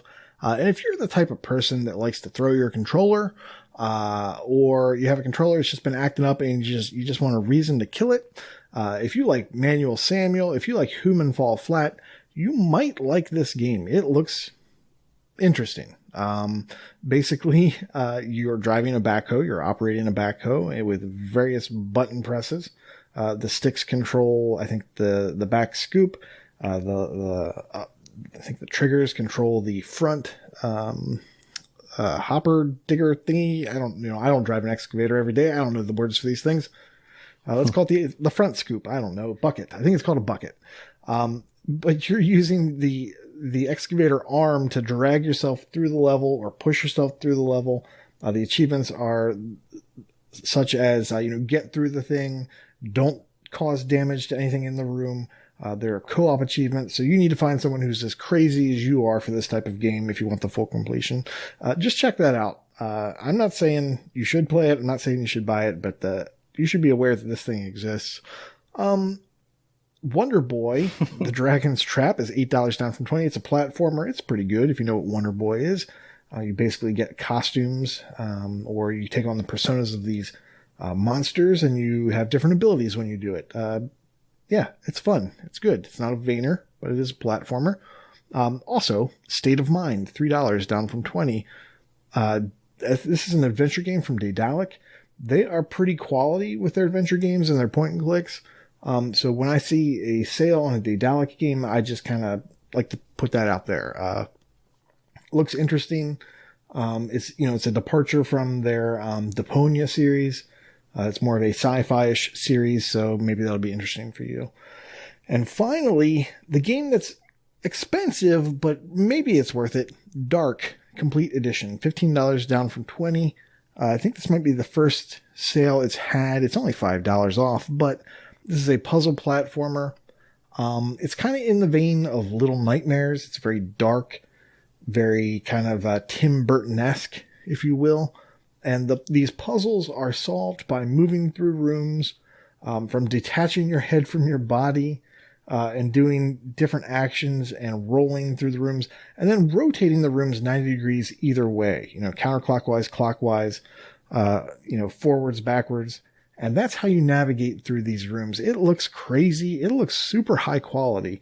And if you like those type of puzzle games and you kind of like that, that environment or that kind of feel that a Tim Burton-esque or a Little Nightmares had, this might be a game you want to check out. And that is Dark, D-A-R-Q, Complete Edition. Yeah, thanks for spelling that, because I was going to. Just a quick point. You definitely find the underplayed games. that's less than 200 people have played that one. Almost less, like 105 people have played BH Trials, and they probably all hate it. They probably all regret it. Yeah. Yeah. All right. Good sales. All right. Jay, let's give the people a reminder about the games with gold that are left, as well as a Game Pass surprise. Well, if you don't have the game with gold already, why not? The King's Bird, that's been out since the start of the month. It's available until the 30th. Shadows Awakening, that was available starting on the 15th, and it's good until July 15th. And on the 360, the Fighter Injustice Gods Among Us, it's available the 16th of June until the 30th. And as you mentioned, we have a surprise addition to Game Pass coming out on day one, Worms Rumble. That's right. As of recording, it was a surprise just as we started. I already downloaded it, and I got an achievement while we were talking earlier. Third gamer to start it. Actually, I think it was the second, because I think there's a little glitch on TA. What about Waka? This is a battle royale, so where's Waka? He is fast asleep. He'll be surprised in the morning, though. Oh, boy. So, yeah, Worms Rumble is out now. All right. Now for coming real soon. We have all of our games making an appearance on Tuesday and Wednesday, June 29th and 30th. So everything that I found is coming out over the course of 2 days next week. And that's going to start us off with Zombies Ate My Neighbors and Ghoul Patrol. This is something for the old people. You get to play those games again and get achievements, and probably be super hard achievements too, if I had to guess. And probably only worth 1,000 gamer score for the bundle. For the bundle, yep. I guess we'll see. Or is that out yet? I think that's out, maybe. I don't know. So many lists. But that's coming out. A game about a fox is coming out. That's not Tunic. It's called Spirit of the North. And it's a single-player, third-person game. You are the fox. And I'm sure it's going to tell some kind of story, a deep story, without any kind of narration. And they say that if you like Lost Ember, Rime, Journey, The First Tree, that you're going to love this game. I don't know if that's because those are games that are like it or because they all have foxes. I'm not 100% sure why they picked those, but yeah, this is one coming out called Spirit of the North, Enhanced Edition, apparently. Onirike, Onirike. Onirike is a 3D adventure puzzle platformer game. It takes place in an intricate world that has a very peculiar audio and visual aesthetic. When I see this game, it looks like it could be really good. It looks like it could be really bad, but it's kind of in the vein of Psychonauts or Voodoo Vince as far as you're playing it. So it looks like it probably came out of early 2000s. And if I'm being pessimistic, it will probably play like that too. So I don't know. We'll see. Onirike is what that is called. Curved Space also comes out, and that is a twin-stick shooter. I think I saw that this one's getting a physical release, which is kind of weird now in today's age. It's like a $20 game, but it's like a 3D twin-stick shooter. Looks really unique, but it has the upgrades and leaderboards and stuff like that. So if that is your jam, check that out. We also have Flatland Volume 2. Don't ask me about Volume 1 because I don't know where it went. This is a action platformer game, very fast-paced, kind of like Super Meat Boy, but you're using geometry shapes, and there are enemies in the levels, it seems like, so they're chasing you as well. Looks like a lot of rinse or playing, dying, and rinse repeat in order to get good at this game. It's called Flatland Volume 2. Zidalon's making an appearance several times this week. The first time on Tuesday with Sync Row Hedgehogs. This has a Windows 10 stack as well as an Xbox One version, and I haven't played it yet, but I'm basically told that it's like what's the game? Butterfly? Is that right? Is that a game by Zidalon? That is, yeah. It's like Butterfly, but you're hedgehogs, and there's two of them that you control. Otherwise, I think it's the same game. So yeah, look forward to that. They also have a game on Wednesday called Escape Sequence. I have not looked it up, but it as well has a console and a Win 10 version. So 4 times the Zidalons next week. Get your Get your wallets ready. Arcan, the Dog Adventurer, is a unique, explosive mixture of a platformer, it says. So if you like platforming and you like the game Arkanoid, you're going to like this game. So it involves, I don't know if it's exactly parrying, but you're hitting a ball and smashing bricks while platforming at the same time. It looks kind of fun, but it looks like a cheap time. Warhammer 40,000 Space Wolf. Now, this has probably the most video game intro sentence I've ever read, and I'm going to read it verbatim. Warhammer 40,000 Space Wolf is a card-driven, turn-based tactical game which features RPG elements containing a single-player campaign, survival, and PvP modes. If I told that to my mom, she would not even know where to start asking questions. So yeah, this game is a huge mixture of everything. So yeah, there you go. That's a Warhammer game coming out. Mina and Michi is our, I don't think it's actually published by Ratalaika this time. It seems to be by developer Light Up, which they have made Super Boxland D-Make and Milo's Quest and Super Willow D-Make, and this game looks just like that. It's a 2D top-down puzzle adventure game.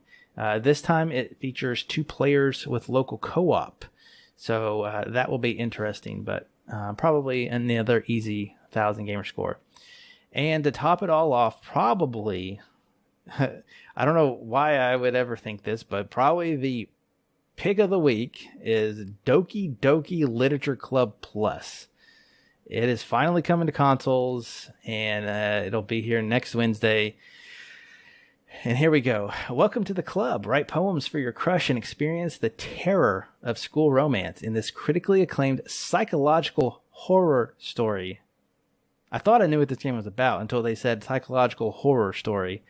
Apparently this edition, the Plus edition, has 6 new side stories, totaling hours of new content, 100 unlockable images for new game art. You have 13 new unlockable songs. I guess that's a big deal in this game. A built-in DDLC, Doki Doki Literature Club music player to, I guess, play those songs. And then high fidelity, it's now available in 1080p. So this is a very critically acclaimed game that I've been told I should play. And I think that's just for that person's enjoyment and my misery. But I think if anybody knows about this game, I don't have to explain it to them. It's a game in its own right. I think it was a big deal on Steam years ago, I think. Some of the podcasts I listen to that aren't Xbox centric were talking about it, saying that it was actually a great game. So this, maybe you should check it out. I don't really know. Maybe I should check out this game full of cute girls that I can write my way into their heart. And tell me about it. The original one I'm looking at Steam right now says, this game is not suitable for children or those who are easily disturbed. Oh, boy. I don't know what I was expecting about this game, but something of that would not have come to my mind.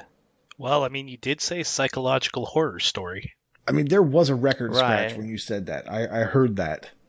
Like, critically acclaimed psychological horror story. Yeah, I don't know. It's got 158,000 overwhelmingly positive average reviews. So yeah, well, who knows? I'm gonna put my hat in for Vulgar Latin to stream this. I think he's all over about this. I think that's a great idea. Maybe I'll watch his stream on that. All right, contest. Take it away, Koosh. There's a gamertag challenge every month. This month it's Soundwave Core with the wildcard game. Any new achievement or previous completion in a Transformers game is worth 1 bonus draw max. The bonus is the Raytail completion based off of streamer Ray Navarez. Yes, I've done my homework and put in a note, which is a base completion in a game that has DLC. DLC cannot be completed this month. That's a lie. I didn't change that. Darn it. I have 1 more week to get it right. The DLC doesn't have to be completed. It just has to be a game that has DLC, and you have to get the base 1,000 done this month to get 1 point. There's also the June Raider. It's not too late. You need to contact me and tell me that you're interested. You have to score achievements in anything on the TA page for Tomb Raider. This could be those 360 games as well, the arcade games. Previous completions in the series, assuming that you've scored one achievement this month, will be worth 5 draws. And we'll do a draw at the end of the month, and whoever wins will get $20. And I have not been competing, so don't even consider me. All right. Well, there's one other entry in this contest and friendly competition section here. What is this? It says Jblacq totally dominates death dealers in a race to 60% completion. What's that about, Jay? I figure I'm on the podcast. I got to puff out my chest a little bit, show my superiority here. At the start of the year, I was looking for somebody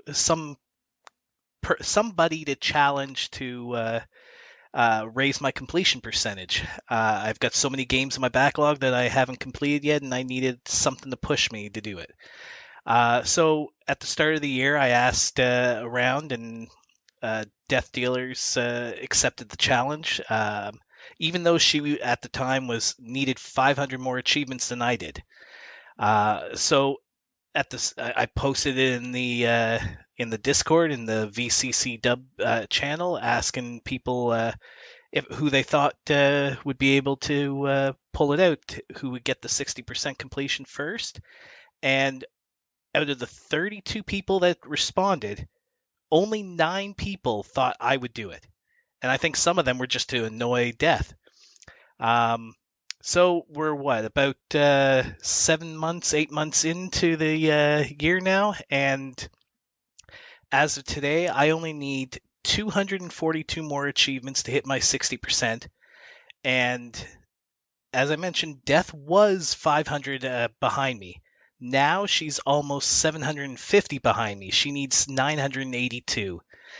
So I think in the next couple weeks, when she finally hears this episode, she'll be kicking herself for not putting in the effort. But as of right now, I'm pretty sure I'm going to get that last percentage and beat her out. I see. So Sea of Thieves was beneficial. Distraction. To get her, no, distraction, but wouldn't a game like that bump her down a little bit? That was already on your tag, so. I'm not going to say anything. I didn't force her to start it. I thought you were Canadian. You're so mean. Hey, I'm being nice by not saying that I'm going to kick her so bad that she's going to feel sorry she accepted the challenge. See, she thought down about Jables. She's like, this would be easy. Can't just give it to her. See, Rawker, what you have to do, like you and her doing the shooter challenge, you got to pick something you're good at. See, I was good. I had the advantage here. So this is how you beat Death Dealers. See, I thought she was good at shooters, but I gave that one to her, but she can face me again anytime she wants. And when she does, she can brag about it. But this is not her show, so this is our show. And we're going to go to Brag Camp, and I'm going to start with completions. And I'm going to start with you, Jay, because you are first on my list here. And we have a nice little run of numbers here. For completions, you passed 300 completed games this past week. Good job. Congratulations. Cerebral Assassin got 400 completed games. Northern Last got 500 completed games. Casual Exile got 600 completed games. And AWoo got 700 completed games. Shoutouts to AWoo as well. He's been on the La Mulana train, which is a brutally hard Metroidvania. And he was the second person to do it on TA, and the first person to do the Japanese stack, and he did it super quick. I just dived it, and it's just I can already tell it's going to be a monster of a game. In that battle, which is already over because Mental Knight destroyed them, Lego Head is at 740 completed games. Chewy is at 750 completed games, and Mental Knight also passed 750 games. But he also passed 765 completed games. So he's been putting in work. Did anybody tell him that we're not getting gamer score this month? MDP73 is at 805 games.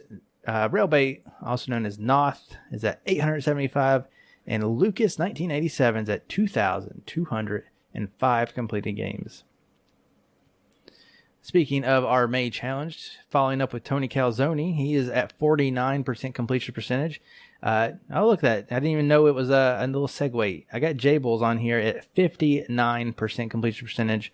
Vulgar's right above you at 60%. And Mike Pitch is at 78% for completion percentage. In ratio, Sir Polygon has reached a new milestone with a tier ratio of 2.3. He's the only person playing difficult games.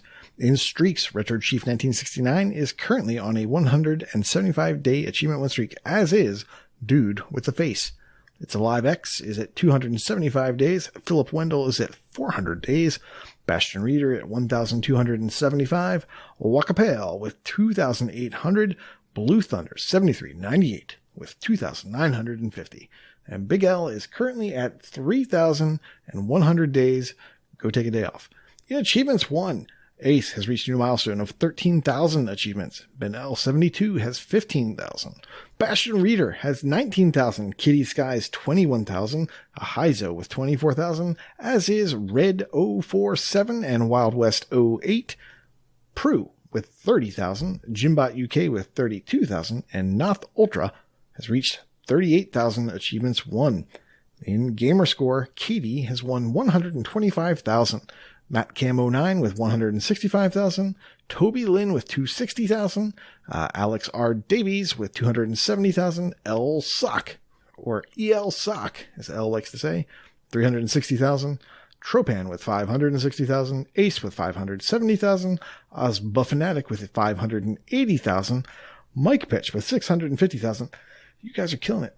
Casual Exile, 670,000, sorry. Quick Don't Die, 690,000. Kitty Skies, 720,000. Matrarch, 750,000. Lego Head 1977, 770,000. Ross with 870,000. Lord of Dookie, 69 with 910,000. Nutty Ray with 930,000. And Yengar Garten with 970,000. And yes, I did cut that list down. You guys are going nuts.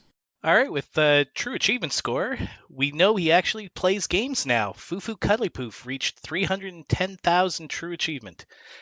Princet has a 700,000 True Achievement score. Ace has now hit 800 TA score. Skeptical Mario's getting up there. He's at 940,000 TA. MDP 73, 1,200,000 TA score. Prue, 1,582 True Achievement score. Mighty Mango is just above him at 1,590,000.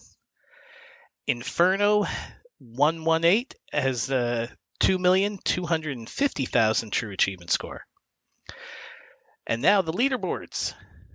Alex RD is in the top 50 of the Achievements 1 leaderboard for Metroidvania. Bastion Reader is in the top 50 of the True Achievements leaderboard for Shoot 'em Up. Creature Backwards is now in the top 20 of the England True Achievement leaderboard for Turn-Based. Fuath is now in the top 50 of the Wisconsin leaderboard for Simulation Racing. Quick Don't Die has reached the top 1,000 of the TA leaderboard for Card and Board. Ross is in the top 10 for the Georgia Complete Games leaderboard, as well as the top 5 for the Georgia True Achievement leaderboard. Wild West 08 is top 500 of the Gamerscore leaderboard, and XNeo21X is in the top 1,000 of the True Achievement leaderboard for collections. And now the brag camp, or the brag camp of the brag. Brag camp of the brag camp. Yeah, there we go. Death Dealers completed Blair Witch. She said that and she did not cry. At least not at the end. Wakapale in Trove, he maxed out one of the 9 gems that he needs for a builder's focus. He says it took 350 hours just to do that one. I don't think I'm going to be playing that game. Tony Calzoni completed Sunset Overdrive, and looks like only 1% of the people that have started have completed, so that's a huge accomplishment there. And Dub D23, he completed Control Ultimate Edition for his 335th completed game. Way to go, guys. Well done. Job well done. Job. All right, let's wrap this up. If you want any more Achievement Hunting 101 in your brain, you can find us at twitch.tv/AH101, or you come to the Discord and hang out. We're very friendly, always there. Discord.io/AH101. If you want to support us financially, you can do that as well at patreon.com/achievementhunting101. Otherwise, sharing the show, liking any shows that come out or whatever, that is help enough, and we always appreciate it. All right, with that, we have a Generally Speaking number 2 coming out after this, and a WakaTrove segment as well to round the show out. But that will do it for us. Have a good rest of your day, and I'll see you later. Bye-bye. Goodbye, partner. See ya. Hey, everybody. Welcome back to the fledgling segment called Generally Speaking. As a reminder, in the segment, we break down some of the oft-overlooked genres out there, as tracked by TA, and discuss it at perhaps greater lengths than is merited, because, there's not much going on with this genre. I am ElroyOMJ, and I am tickled to death to have my co-host in this journey back yet again. She is the amazing M. Well, how you doing? Thank you so much for that introduction. That was awesome. Absolutely. I'm doing well. I'm very excited to get back to speak about Generally Speaking. We actually had some nice follow-up chatter in the Discord after last month's genre of choice, bull sports. I would dare say that is probably the most that genre has been discussed ever. Possibly. I'm still under the impression, though, that we're in a 3-year cycle of bull sports games. E3 is in a couple weeks. It might just happen. That's gonna be so funny when it does. Well, they'll have us to thank. Yeah, we're gonna be, we'll probably have like the watch party on Discord, and everyone's gonna be like, sitting around, and all of a sudden, they start the trailer, and there's gonna be like this dude like on a bull, and everyone's gonna be like, "Oh no, she was right." Yep, we will see. We will see. But today, we're not talking about bull sports. That was last episode. When we finished last episode, we teased a little bit of what was coming next. And what I said at the end of last episode was this, and we'll give you a pause before we reveal this month's genre so you can take one last guess. And that tease was, this genre, the genre we're going to be speaking about now, features entries from the Sonic the Hedgehog and Assassin's Creed franchises, as well as a major first-party title. Now, Elroy, I think you have the insider scoop on this, but what genre does that mean we're talking about today?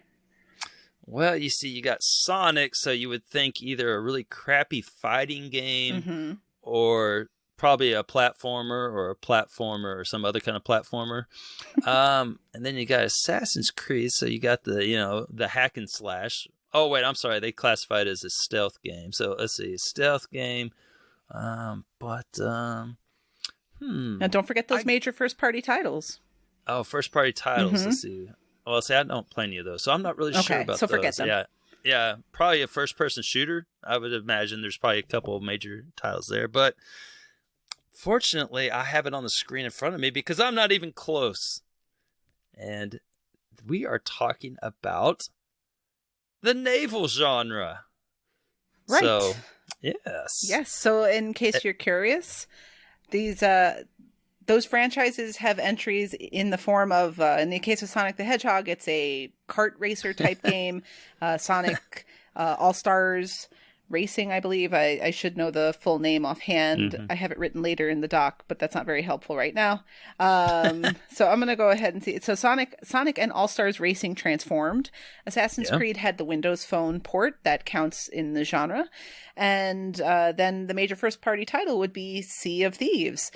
And before we go any further, because Elroy has done as Elroy always does and picked up some great stats about this, so he's going to dig into that. But what is a naval game? And before I read the description as TA describes it, I had my impression, but Elroy, I'm curious what you thought a naval genre game would be. Like, just off the top of your head, what would you classify as naval genre? Say, what is a naval genre game? It is a game where it is centered around boats. Yeah, that's more or less what I would think. It's a game that's in the ocean. If you take the boats out, you do not have a game. Right. Possibly it's tactical warfare, because you're on maybe an aircraft carrier or something. But I'm pretty much with you. But this is how TA defines the naval genre. We being TA, naval games, using genre definition, naval is used to describe games in the racing and vehicular combat genres, which heavily feature the player controlling sea-based vehicles, including boats, battleships, and jet skis. So the immediate takeaway here is this is a subcategory underneath the racing and vehicular combat genres. I was not expecting that. I was not expecting that either. I when you read it really slow, I just saw that racing thing there, and yeah, that's not cool at all. Aren't there enough racing games out there? Like, why do we need more? And I think as we get further into the discussion here, we're gonna. I know I have more comments on the racing inclusion. I do too. So we'll drop that discussion here. So now you all know what the genre is defined as and why we get some of these oddball games sort of sneaking in here. But Elroy, you did your homework. Yes, tell us a little bit about what you found about the stats of the naval genre. Okay, so as I was looking through it, here's your breakdown. So the number of games in the naval genre is 29. 25 were released, 2 unreleased, and then 2 I have no idea. I think there might be classified as DLC or something. I'm not really sure. I couldn't get the numbers to add up, but there's under 30. Just under 30. And according to TA, we got 22,585 gamer score, worth 86,273 TA, which is a lot. And number of achievements is 820. And then the overall ratio is 3.8199. And I took the liberty to remove Sea of Thieves out of there. Smart move. And without Sea of Thieves, it drops from a 3.8199 ratio genre to a 3.163 ratio for the genre. So, wow. In case you're curious where a lot of that is coming from, almost 1 whole point from one game. And keep in mind, Sea of Thieves is 8.3 ratio, and it has almost 3,000 gamer score too. So it makes up a significant chunk of what's available. Oh, absolutely. Yeah. And you'll hear Sea of Thieves a few times because we're headed into highest ratio Chivo, I should say. And you have the old 27.35 ratio Voyager of Lost Souls in the Sea of Thieves, worth 20 whole gamer score. And that is it says, receive the commendation for completing 250 Order of Souls voyages, which means absolutely nothing to me because I have never played a single second of that game. And I'm proud of it. And your gamer score genre leader is LLTC 1807. All right. Great tag name. That individual has just over 10,000 gamer score. But the TA genre leader is Crack without a C. So Crake. I don't know. CRAK the second or 11. I'm not really sure. And that individual has almost 37,000 TA. So get probably very active in Sea of Thieves if I was guessing. And then first release was way back in 2007. Battle Stations Midway was launched on the 30th of January of that year, so early 2007. And then the latest release just came out, and that would be King of Seas. That was released in late May. The average rating of the games is 3.2 stars, so pretty well received. And the most popular game, according to Track Gamers, it's not even close, which is Sea of Thieves with 276,811 Track Gamers, which is almost 200,000 more than second place, which was that Sonic game you mentioned. So That's quite a drop off. 276 to 76,000. So there you go. Crazy. And then the least popular game in the genre is Speedboat Challenge. Yeah, Speedboat Challenge. It's been out for 5 years, and it has a 1.7 star rating, and it has 109 track gamers. Not a whole lot of people liking the Speedboat Challenge.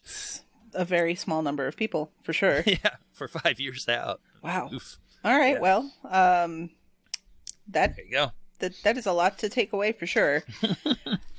Now, I unfortunately am 0 for 2 again with having played, because here was the deal. When you chose this genre, so we've been alternating. I picked the first genre, and it was mostly tongue-in-cheek and a small genre, so we can get ourselves situated. You should know better. You should know better than the float bull sports, too. I know. I'm still wondering how the ride was. But when Elroy picked the second genre, I thought, okay, this is going to be fine. Because if I at least played Ruse is a strategy game, and as I recall, some of your units are naval units, so that's got to be included, right?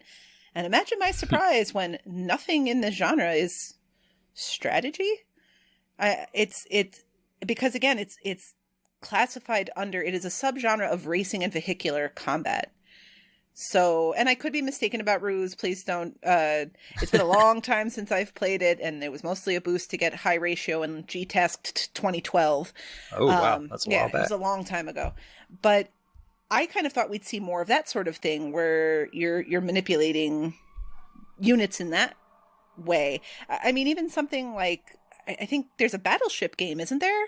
Like based on the and I know that Battleship itself isn't naval. I know it's a board game or no, it's naval. But it's naval. It's literally called Battleships. I was mistaken as to my anticipation of what the genre would be. So I actually have a list of snubs, and you are already on. You've already hit a target. So you guessed right, Battleship style, and you guessed a target on my list of terrible snubs from the naval genre. All right, let's go into some more, because I'm sure I'm going to be right there with you on these. And I don't. Well, have you played any games that are actually classified as naval? According to TA? That was the thing that surprised me, is that I've actually not terrible. So I'm on TA. I'm in 3,275th place, which when you think that you haven't played a single one of them, is pretty remarkable. So then when I drill down a little bit further and look at where I got my points from, I see that of the ones that are on my list, I only personally played 2 of them. So, so it's more than me. Yeah, Riptide was very popular back in the days of the Student Achievement Factory. Okay. And then Sonic All-Stars wasn't as popular, it would appear, because it just barely got touched. But I did play the Nickelodeon Kart Racers and the Hydro Thunder Go Windows Phone edition, which, because there's not a whole lot of games, which actually would be my Chivo highlight. So I'm going to switch the order here. Yeah, go for it. And go right into my Chivo highlight, because I really don't have a whole lot of to say about this genre with in regards to my experience with it. I know that on the Riptide series, the main boss is definitely a pain in the butt. Miguel, I wish I could get Miguel in here to tell you all about the dude that's the main boss of that stage, or of that game. But for me, the Chivo highlight is actually an achievement called Reckless Yachting. Now, that sounds like a real life achievement. Yeah. Now, the interesting thing there is that they spelled reckless with just an R, and I'm not 100% sure that's grammatically correct. I mean, I know reckless with a WR. Is there actually a word with just an R? I've always seen it with a W in front of it, so I don't know. I guess so. Yeah, it's just, like, is it acting like without consideration of what might happen on the other side of your actions. Okay. And how's that different from reckless with a W? I don't know that I've seen reckless with a W. Am I going crazy here? Let's see. Well, because you would say wreck, WRECK, just wreck. But once it becomes reckless, the W gets dropped. Okay. You're not an English teacher. It's okay. I'm looking it up now, and it appears that reckless with a W is a common misspelling. Okay, at least it's a common misspelling. Yeah, I'm in good company. And they say if it were a word, which it's not, but if it were, it would mean the opposite of reckless. So that's there true. you go. Yeah. All right. Okay. So there you go. I'm glad we clarified that. Now that's we know. about as. Yeah. Remember when we used to do grammar portions of the show? that was the educational part of the show. Yeah, there we go. Yeah, there you go. Educational portion of the show. Don't spell reckless with a W. That is incorrect. There you go. Now, as far as reckless yachting is concerned, on the Windows Phone, I remember distinctly playing this on a bus. I was on a bus ride to one of a student activity, so I was on a bus and I had nothing to do but play my Windows Phone, and so I had just gotten cellular service on my Windows Phone, and it was working back then. And I know it's kind of working now. It started working for me, and then it stopped working. I don't know. I don't even know what's going on with it. But anyway, you destroy all the gondolas in Venice in a single race, and gondolas are these little boats, and you just basically have to go around and ram them all. However, you only get one shot at them. So it's actually the highest ratio achievement for this game, which is not saying a whole lot, which it's a 1.68 ratio. But the only other one that's close, well, I guess there's a 1.6 ratio one, but it's not, the game's not terribly challenging. But for this one, for some reason, I don't know if I kept getting distracted because you're on a bus, and I'm not really sure what it was, but I really struggled with this one, and it took me a long time to memorize where all the freaking gondolas were, because I was watching on my iPhone where there's a video of where to go, so I was trying to line it up with I was like holding two phones kind of. Oh my goodness. Like trying to see what's coming ahead of you. Right. And so I'd start the other, the one on my phone and let it run for like 2 seconds. And then I'd start the race. And then I'd try to, kind of follow it as it went. And it seemed like a good plan at the time, but it was not working very well for me. And it took a lot longer than you would think. So, but there's actually 7 gondolas, and the guide is not super descriptive. It's like, go through 2 ramps. It doesn't really matter which way you take. Drop down, green ramp, yellow arrow next to the waterfall. But there's like it describes like the whole stage. A lot of it does, and so it was a while, but finally I did achieve it. And this was back in 2018, and I got my whole 5 gamer score worth 8 TA for driving recklessly with an R. And that was probably the only achievement that I could even remotely talk about from this genre, because it's a very forgettable genre in my book. So, but there you go. That would be my favorite one if I were to have a favorite one. Okay. All right. At least you had something to pick. That's better than I'd rather just complain about the genre, honestly. Let's do it. You sort of teased before you had snubs or omissions or something like that. So yes. I spoiled Battleship, but what else did you have on there? That's okay. I got plenty more where that came from. So, I have a ton of problems with the genre. So I need you to set me on the straight and narrow on this. You've already done a great job by explaining that basically this is a crappy version of the racing genre. It's like racing with boats. I mean, I've never played Sea of Thieves, but I didn't think you were racing in Sea of Thieves. But okay, sure. I mean, you're not, but I think that falls in under the vehicular combat classification. Okay, so everything in the genre is either going to be tied to racing or vehicular combat. But when you look at Sea of Thieves, on TA, it is not classified as vehicular combat. So it's a little confusing, but I feel like of a lot of the games on the list, Sea of Thieves, like, that's a no-brainer. That should be naval. You're on boats, like swashbuckling and all that stuff. So it seems like that would be exactly what the naval genre is all about. I think they added it because of peer pressure or something. With an IER. Okay, so oh man, I just caught what you said. It's been a long day. Yeah, I know. I'm sorry. I had to get at least one. There's so many boat puns. I don't know. We're gonna have to get a little sound effect every time you make a boat pun now, just like a boat horn.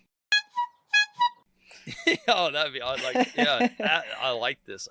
Okay, so I have a list of my most egregious omissions, and I have 7 on my list.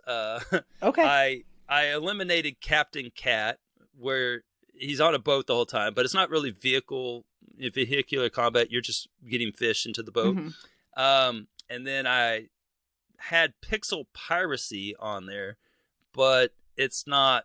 I don't think that one really applies. However, the rest of these, I'm not really sure how you get around these. Okay. So we got Manual Samuel, because at some point you do control the belly button, I think.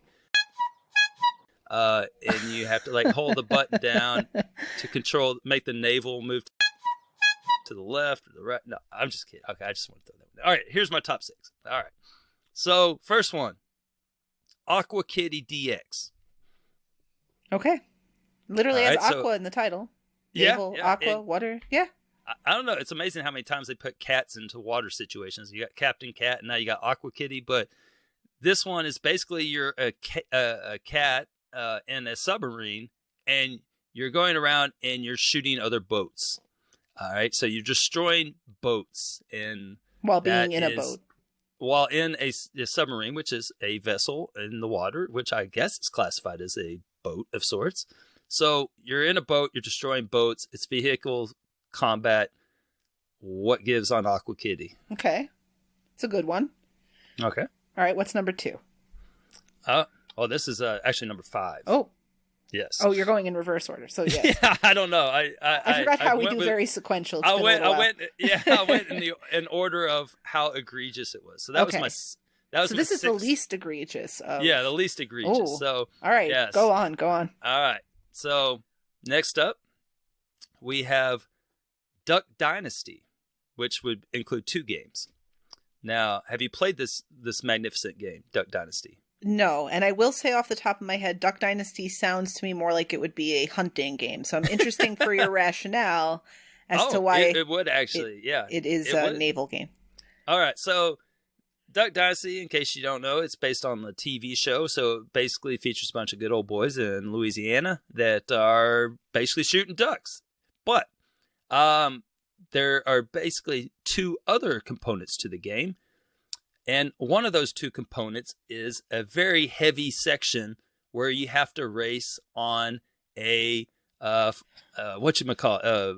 airboat. Oh. So you have an airboat, and literally that's the worst part in the game because those are hard races to win. Mm-hmm. If you look at the achievement list for Duck Dynasty, you can even see it featured because I know I'm not looking at it right now, but I'm about to pull it up, and I am sure that there's several achievements featured on an airboat where you have to finish first in something on an airboat. Okay, wrong way. You won a race while crossing the line, driving backwards. That's in an airboat. Look at the picture of it. There's an airboat on that picture. There's all kinds of ones, but I haven't won a lot of the airboats. There's an achievement called Can't Touch This Boat, where you won a race without bumping into another opponent. Again, You're on a boat. And basically, there's 3 things you do in this game. You shoot ducks, you fish, and then you race on airboats. That's the only things you do. It seems like a third of the game's content involving water and a vehicle should make it enough to be naval, according to some of the ones that actually did make the genre. It is a race. Like, literally, it keeps saying a race. And in fact, one of the worst achievements in the game is called Better Than Psy, where you have to finish a race without falling into last place, which is very challenging because they cheat like a son of a gun. And so that's one of the highest ratio achievements in the game. Okay. Actually, two of the highest achievements in the game are all related to boats, which is also the one where you can't bump into anyone because they'll run you over. And then there's another high rated achievement. Like all the high ratio achievements have to do with these stupid boats because you won every race in the tournament. That's for the achievement Showboat. So literally a third of the game is on a boat. And, you know, all these kart racers out there, I don't think those exclusively on boats. I think that probably they're about a third on the water as well, since they're using, you know, cars and sometimes planes. So I have a real problem with Duck Dynasty not being included in there. Sounds fair. I mean, yeah. So it's classified as a first-person shooter, stealth. Well, okay. So if they included the stealth aspect of this game, the stealth aspect is like there's a couple of challenges. It has a stupid plot where you're trying to sneak out of work, and so you have to like hide in a box move. And you have to move when his back is turned to you. That's the only thing it has to do with stealth. And that's included. Wow. Okay. Yeah. Wow. Not cool. Okay. Especially when we talk about games that made this genre. Yeah. All right. Yeah. All right. And nothing about racing. And even though in the achievement list, I may have to bump this one up a little higher. That's the more awful. you talk about it. Yeah. This is a compelling choice. Okay. There you go. All right. Next up, Banjo and Kazooie, Nuts and Bolts. Yeah, you build a lot of watercraft. I've played that one. Exactly. And what do you do with them when you build them? You race them. Oh my goodness. What a concept. Wow. Okay. So there you go. That's as much as Sonic All-Stars, I would imagine. Okay. So it reminds me of another game, but I don't want to spoil your list in case it's on there. So I'll let you continue and I'll come back around to it. Okay, well, technically, there's only two more on there, and you've already got one, which number 3 was Battleship. So yes, that's the correct Battleship, not the one that I bought by mistake, thinking it was a stack. So I bought the one for the 360, thinking I was just going to, do what I just did on the Xbox One, and then all of a sudden I'm engulfed in a first-person shooter, and I that was crazy. But yeah, the Battleship was based on the board game, but like literally the whole game is about where it has the ships on the screen. You choose where to shoot. They shoot into the air and it lands either on it or not. And like, I really don't know if you take the boats out of that game, what are you left with? You're just left with water. I didn't look up a formal definition of naval combat, which would be a naval game, but I imagine it involves seaborne vessels firing things at each other. I would imagine, and it seems like Battleship checks all those boxes. I mean, it's vehicular, or it's naval. I mean, I don't know how else you can explain it. Naval combat means you're fighting on water, right? Yeah. And it literally the whole game is on the water. I mean, there's some weird ships that come in there. You got like some robotic ships, you got some pirate ships, you got regular ships, and there's a whole story built around it where it's like a campaign and you're just blowing up ships and you're a ship. So you're not using planes or anything. You're shooting from your ship. Right. So, the game is 100% boats. It really is. You don't get more naval than that. And I agree. All right. And then my last one is, you mentioned at the beginning that this genre features the likes of Assassin's Creed. Well, I actually teased that at the end of the last episode, and I thought, well, surely she's talking about one of my favorite games of all time, which is Assassin's Creed Black Flag, and then I'll just throw Rogue right on top of it. So that's your number 2 and number 1, because Rogue is basically the Tundra version of Black Flag. So, like, literally the best part of this whole game is sailing around on a boat. Like, I don't see why Sea of Thieves would possibly be included, but Assassin's Creed Black Flag would not, because the whole point of the game is you would, if you couldn't jump on a boat and go around singing, sea shanties and changing the song as much as you want. I mean, it's just, that's the whole point, the best part of the game anyway. And like, even a main focus of the game is building up your ship for naval battles. Like, you have to invest in your ship, or if you go near these forts, you're going to get just destroyed, your ship, and you have to like, shoot at these forts, and you have to like destroy other boats. And I mean, wasn't that the achievement that X had trouble with that never wound up popping for him? It was like to destroy all the boats, something to that effect. Oh, that does sound familiar. Yeah, so I think you're right. The whole game has large chunks of it centered around naval combat. Right. And you even have the legendary ships, the 4 legendary ships. Okay. And like I know there's an achievement for that. I haven't looked, but I'm sure there's other achievements related to the boats as well, like fully upgrading your ship, I would imagine. And I mean, you can't. I don't know offhand, but the boats are a central part of the game. It's not just part of the travel. No, it's built into the gameplay. It is the travel.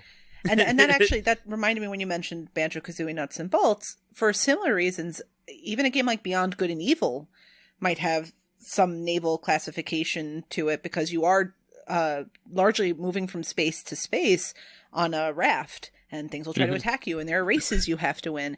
And I think a lot of my issue, and it sounds like your issue, with the classifications in the genre is how racing games seem to account for a good number of these games. and even then, they don't include everyone. Hello Duck Dynasty, hello Banjo-Kazooie. Right. And that's... I mean... Go ahead. Oh, no, I'm just saying, they don't even do that part right. Right, and it's... This genre seems to... And I don't know when the genre was defined, and I'm wondering if this is something where they might need to kind of go back and rethink the genre classification. And this does happen on TA. We've seen Tesla Grad, for example. I wanted to call Tesla sad and Tesla glad right there. But Tesla Grad, for example, started its life as a Metroidvania and eventually was classified out of that because it doesn't quite check all the boxes. I think I heard recently that Rain on Your Parade, which recently came out on Game Pass, is also a game that's possibly going through a genre change. So this does happen on TA, and I just feel like the definition of this genre, in order to make it work, really just threw any racing game that had a boat component to it into the genre. Thus we get The Crew 2 and Trailmakers and the Sonic game that we mentioned earlier and Nickelodeon Kart Racers. There is nothing about Nickelodeon Kart Racers that made me think, naval. You're right about Nothing. that. I mean, and you just go over some water anyway. every once in a while. It's not even water. It's like slime because it's Nickelodeon. So the genre seems to not. It seems to have been created in such a way to be broad enough to include more games, so that it wasn't just Battle Stations specific and games of that nature. But it really strikes me that it needs to be revisited, because if Assassin's Creed Black Flag isn't a naval game, but The Crew 2 is, which does have boat races, but is not the primary focus, something's amiss. Like, I feel like these racing games that are multi-vehicle racing games need their own reclassification. Something like, motorsports or whatever. I know motorsports are generally related to car, but it could be anything with a motor. So maybe they need to kind of reimagine what that racing genre that includes water vehicles is called, and remove these games to that genre and open up this genre to games that really feature more gameplay that is on the water in a water-based vehicle where there's more of an action element to it. I don't know how to say that concisely, but yeah, when you look at what's on the list and what didn't make the list, it's actually really confusing. It's a big ordeal. But but no, I think we pretty much hit it on the head earlier when we said, like, it's just a game that if you took out the boat, you wouldn't have a game. Right. So, right. And with Black Flag, I would say that this game is more naval than stealth. Right. Because you can avoid stealth all day long and just run in and just hack and slash, but try to get somewhere without jumping on your vessel and battling your way to the next location. I mean, right, and it would need to be swim there. A significant portion of the game. So Assassin's Creed 3, as I recall, begins with you on a boat, right? Well, not your main character, but the first character you play as. But that's not central to the gameplay. That's just a setting. It's a scene that happens. But using boats in Assassin's Creed Black Flag is central to the gameplay. It's Right. a necessary component to being able to do the tasks you need to do. And the genre does not take that into account. It's literally, do you race boats here and it's also a racing game? Okay. And it just does not seem to work. At least to me. I don't, and it doesn't seem like anyone really prizes the naval genre as the top scorers in it have about a third of the potential score. Well, yeah, it's just, well, it doesn't make any sense. There's no theme to it. But Mhm. yeah, another one kind of like what you were explaining would be East Shade, where it starts on a boat and then you know, the boat goes down and then you spend the rest of the game trying to get off that awful island to get back on the boat to get back on your way. But it doesn't, you know, there's a boat in it, but it's not. Right. You Like know. Spiritfarer isn't Yeah. a naval game. The boat is part of it, but that's not central to the gameplay. Same like Oxenfree. It's about, you know, eventually, Yeah, for sure. I don't want to for spoil sure. anything, but there are naval components to it, but that's not central to the gameplay. You wouldn't call it that. But Right. all the games you listed, the boats are central to the gameplay. It just, I was a little disappointed in this genre, I have to admit. I've never felt so strongly about genre classification since L.A. Noire was revealed to me to be a puzzle game. So, Yeah. Yeah. I mean, I don't know. Is it something where we could complain to the right person and say, hey, naval sucks, man? well, the hope would Good. be that if you're listening to this right now, we can have a discussion about it in the Discord. There are definitely people that pop in there that are involved in TA, and maybe this is a discussion that goes somewhere. And if it doesn't, it doesn't. Hopefully it just brings good conversation as it is. Because I think there's interesting stuff to dial down in here. Like, really read that description of the naval genre, and it just looks like it was meant to be a sub-classification, and it doesn't even just check that box anymore, because games that are clearly naval exist now. So it doesn't need to just be a sub-classification of vehicular combat or racing. Right. Yeah. But I did want to bring up, there was one game that was classified as naval that looked interesting to me, since you already talked about your Chivo highlight. And I haven't played any of these games.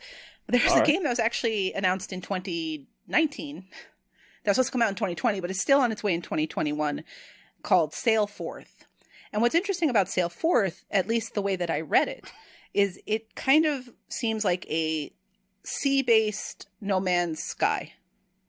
Mm-hmm. Are you familiar with No Man's Sky, kind of? Not at all. So No Man's Sky is a pretty, I guess, infamous game where it came out and there was all this promise about procedurally generated landscapes and you're going to explore the sky. You're in space. And the game kind of came out underwhelming and has since been updated to a point where it's apparently very good, but it kind of it hit the ground flat instead of running. But this game, Sail Forth, sounds kind of that way. It's a procedurally generated sailing adventure. But why is this naval when it doesn't fit the classification of any of the other naval games? Because this seems more like relaxing and sailing your boat. It sounds very interesting. It's going to be published by the Quantum Astrophysicists Guild, which has published some other games on the Xbox that I've enjoyed. So I feel like there's a good pedigree there. And it apparently is still on track for this year. So, you know, I'm interested in it, but I'm interested in how it fits the naval classification on TA, because what it has is a boat. There are other games that you just described in your list, Elroy, that have boats and actually involve combat, which would be racing. Sort of, yeah, like that seem to fit the genre. And this just seems to have a boat where you explore. Now, I didn't do a thorough look into the game. Again, it sounds interesting. Maybe if it's a Game Pass thing, that's something that will break my no naval score streak, or maybe if some games get reclassified that were discussed today. But I just wanted to highlight that because it does sound interesting and it does seem to still be on its way. It's definitely still in progress. Right. Well, hopefully we can get this boat talk going and, you know, kind of get this very sick genre to the dock. I think this one needs a little bit of a, you know, further discussion on it to see how we can get games that are really belong there into that genre. Right. I think we need to all carry the banner of Duck Dynasty and our friend Banjo, and I mean all these. I mean, I don't know. Yeah, and I'm ready. I'm ready to do this. Let's do this. Yeah, and that was my final takeaway, really. Like, when I was thinking, when we were going through the doc and kind of getting ready for this beforehand, my final takeaway on the genre is that I hadn't really thought of TA as classifying things as just genre within genre. So again, if you read that description, it says it's a genre within vehicular sports and racing. And that seemed to be the way that it's supposed to exist. But Sea of Thieves exists without either of those. So it doesn't, it's not a genre that needs an umbrella over it. It can exist on its own.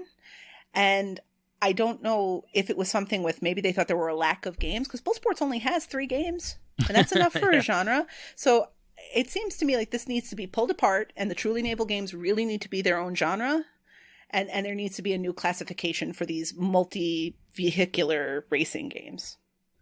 I'm with you. Sign me up. Put me on there. All right. So, all Excellent. right. Well, I think that's about it. So let's talk. Let's give a little ahead. tease about next time. All right. Sure. All right. So next time we're going to be discussing a genre that has some more games than naval. So as Elroy pointed out earlier, it has 24 or 27 or 29, depending on how you count. The next genre we're going to speak about has just about 50 games in it, but 2 of the games within that genre have a minimum of 6 stacks. Oof. So see if you can figure out what genre I'm talking about. Did you have any hints you wanted to give before we sign off? No, I got nothing on this one. All right. That sounds good. All right. So, all right. Well, thanks for, again, Em, for engaging in this wonderful boat talk. I know, we've covered some really hard-hitting subjects so far. We've covered bulls and boats. So, yes. And maybe the next... Oh, wait. Now, does the next genre feature a game that you have actually played? Yes, it does. That is an important thing. This was my choice this time, and I said, Elroy, I'm picking a genre where I can actually pick an achievement this time. So I did confirm. I did not assume. I did confirm that there is at least one game in this genre that I have played. Awesome. Oh man, looking forward to it. So me too. All right. Well, as always, just let us know what you think, and we're gonna grab our pitchforks and head up to the genre capital and see if we can get this naval thing sorted out. So there you go. So thanks for listening, y'all. Yep. Thanks for listening. We'll catch you next time.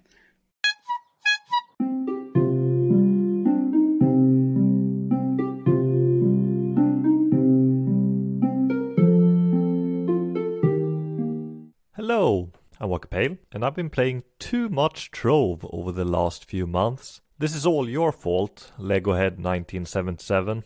Trove is a free-to-play voxel action MMORPG developed by Trion Worlds and released on Xbox in 2016, 1 year after its release on PC. Imagine if you put slightly more Minecraft than Diablo in a blender, and instead of Minecraft dungeons, you might end up with Trove. It features instanced, procedurally generated environments to roam with other players, filled with set-piece dungeons. Almost everything is destructible, and you can build your own stuff, but unless you do it on your personal cornerstone or in a club world, your creations will disappear as soon as the instance resets, which is often as soon as you leave it. Despite having an actiony combat system, the game is fairly laid back, and dying has such a low cost it is mostly inconsequential. After dying, you will just get lower quality loot for a while, but the loot is mostly so-called vendor trash anyway.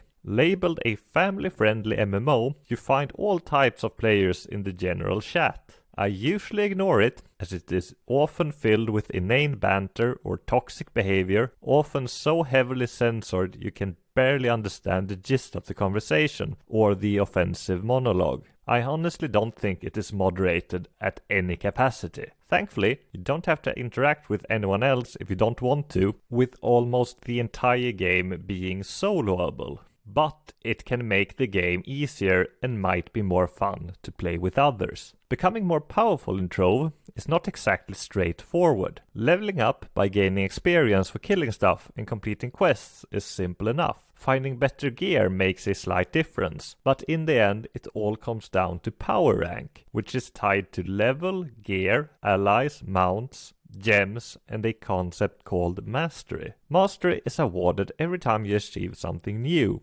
like finding an item for the first time, leveling up, earning new allies, learning crafting recipes, or reaching a target such as destroy 1 million blocks. Mastery is shared between all characters and classes on your account and comes with bonuses, meaning characters after your first one will be comparatively more powerful at the same level. The more mastery you earn, the stronger all your characters will become. You also get permanent stat boosts to all your classes by unlocking dragons, which is often very time consuming to do. Unless you spend some real money, most dragons will take you months to obtain. Individual classes' power levels are mostly tied to the gem system, which is a massive time and resource sink, and is the reason why I doubt I'll ever complete the game, as maxing out gems is extremely expensive, both resource and time-wise. When you start out, you only have one character of a chosen class available to you, but you can unlock other classes using real money or in-game recipes. Trove also features a Battle Royale mode called Bomber Royale, which is fun and action-packed, with matches usually only lasting a few minutes. Unfortunately, it is mostly inactive as it requires 12 players to start a match. Everyone is equally powerful in Bomber Royale, with no benefits for having a higher level. While it is not impossible to stumble into a win, it has a rather large skill gap between good and inexperienced players, which partly explains the over 10 ratio achievement for winning a single Bomber Royale match. Trove also features a separate game mode called the Geode, which is incredibly boring and grindy. Playing in the Geode effectively put me to sleep in the evenings. It strips all your abilities, replaces them with a mining laser and some other mining gear. There is no combat in the Geode, just an endless grind of resources, which you can use to craft crap to make it easier or even possible to mine other crap. It takes a crap ton of crap to get the mode's final achievement, which has a ratio of 24.8 for reaching Geode level 100. It is a total bore, completed only by 130 players out of the game's almost 80,000 starters on TA, of which only 72 have the full completion. Trove's developer, Tryon Worlds, ran into financial troubles and was sold to Gamigo in 2018, who promptly let go of 175 out of the company's 200 employees. The game still receives updates, but at a very slow pace, which is understandable with the limited number of developers still at the company. Gamigo are known for being quick to kill off unprofitable games. For example, Defiance 2050 just shut down at the end of April after being given the notice just 2 months earlier. I did not know of Gamigo's business practices before starting Trove, which would probably have made me steer clear of the title. Keep in mind, the game might get shut down with very little notice. 2 months in Trove's case is very little time. The completion would likely take you hundreds, maybe thousands of hours, and progress is heavily time-gated. As of right now, I've played the game for over 350 hours, and I'm missing 2 out of the game's 43 achievements, but I'm not expecting my next achievement for months or even years. The time gates only allow me around half an hour of meaningful progress most days. While Trove constantly entices you to buy stuff with real money, which can really make you progress faster, you actually don't have to buy anything. But I highly recommend picking up the starter pack for $5, which among other things gives you a larger inventory and a dragon, which will make the early game significantly easier. It is by far the best value for your dollars. The dragon alone will save you so much time in the early game, as it allows you to move faster and can shoot fireballs, which on top of dealing damage can destroy the environment. Destroying the environment is desirable as it allows you to take shortcuts, and there is an achievement for destroying 1 million blocks, of which I just hit the halfway mark after 300 hours. My remaining 500,000 blocks took me less than 50 hours, as I unlocked a primordial dragon, which had a higher rate of fire than the other dragons. With so many systems bolted on over the years, Trove has a rather steep learning curve. On top of the dungeon crawling, crafting, weekly leaderboards, fishing, Bomber Royale, gardening, play-driven marketplace, and geode runs, there is also the Shadow Tower and the Delves. The Shadow Tower is mostly useless in 2021, consisting only of single-room boss fights with bad rewards, but you have to play through most of it in order to earn a few of the game's skill-based achievements. The Delves are randomly generated linear gauntlets where you have to complete a random task before dealing with a random boss. I find them rather boring, but they are among the best ways to earn many high-value resources. Running 2 hours of delves a week is one of the most effective ways to gain mastery. Certain days of the week also offers additional bonuses for certain aspects of the game, enticing you to try out different content depending on what day it is. Trove has 43 achievements worth 1,700 gamerscore and 16,000 TA. Some achievements are very inflated, but many deserve their 10+ ratios, as they might not be difficult but very grindy. The only skill-based achievements in the game can be gotten by having others carry you. There are also a bunch of high-ratio achievements that can be shared by other players once you hit Mastery level 20, at which point you can start trading with other players. Getting to Mastery level 20 can probably be done within 10 hours. Let me know if you want the Reduce, Reuse, Recompost achievement worth 100 gamerscore and 1500 TA once you hit Mastery level 20, as I can easily get you the 10,000 items you need to compost to unlock it. I could really use some help getting 501 kills in Bomber Royale to earn the Glorious Gladiator achievement. A 50 gamerscore achievement with a ratio over 24. The biggest issue is that it requires 12 players to even start a Bomber Royale match, which rarely happens. If you can get an effective boost going, you can probably average around 10 kills per minute, which means around an hour per player going for the achievement. In practice, it would take longer, as other players likely will show up interfering with the boost. Trove is a quality game, but a massive time sink. There's plenty of fun to be had if you like loot collecting, but the completion requires some serious dedication. While fun, most will have their fill long before getting their final achievement. Completionists beware. To my surprise, I really like Trove. It is super grindy, but very laid back, and it drip feeds rewards at a steady pace, ever so slightly improving your numbers. As an achievement hunter, I like it when numbers go up. Have a nice day, everyone.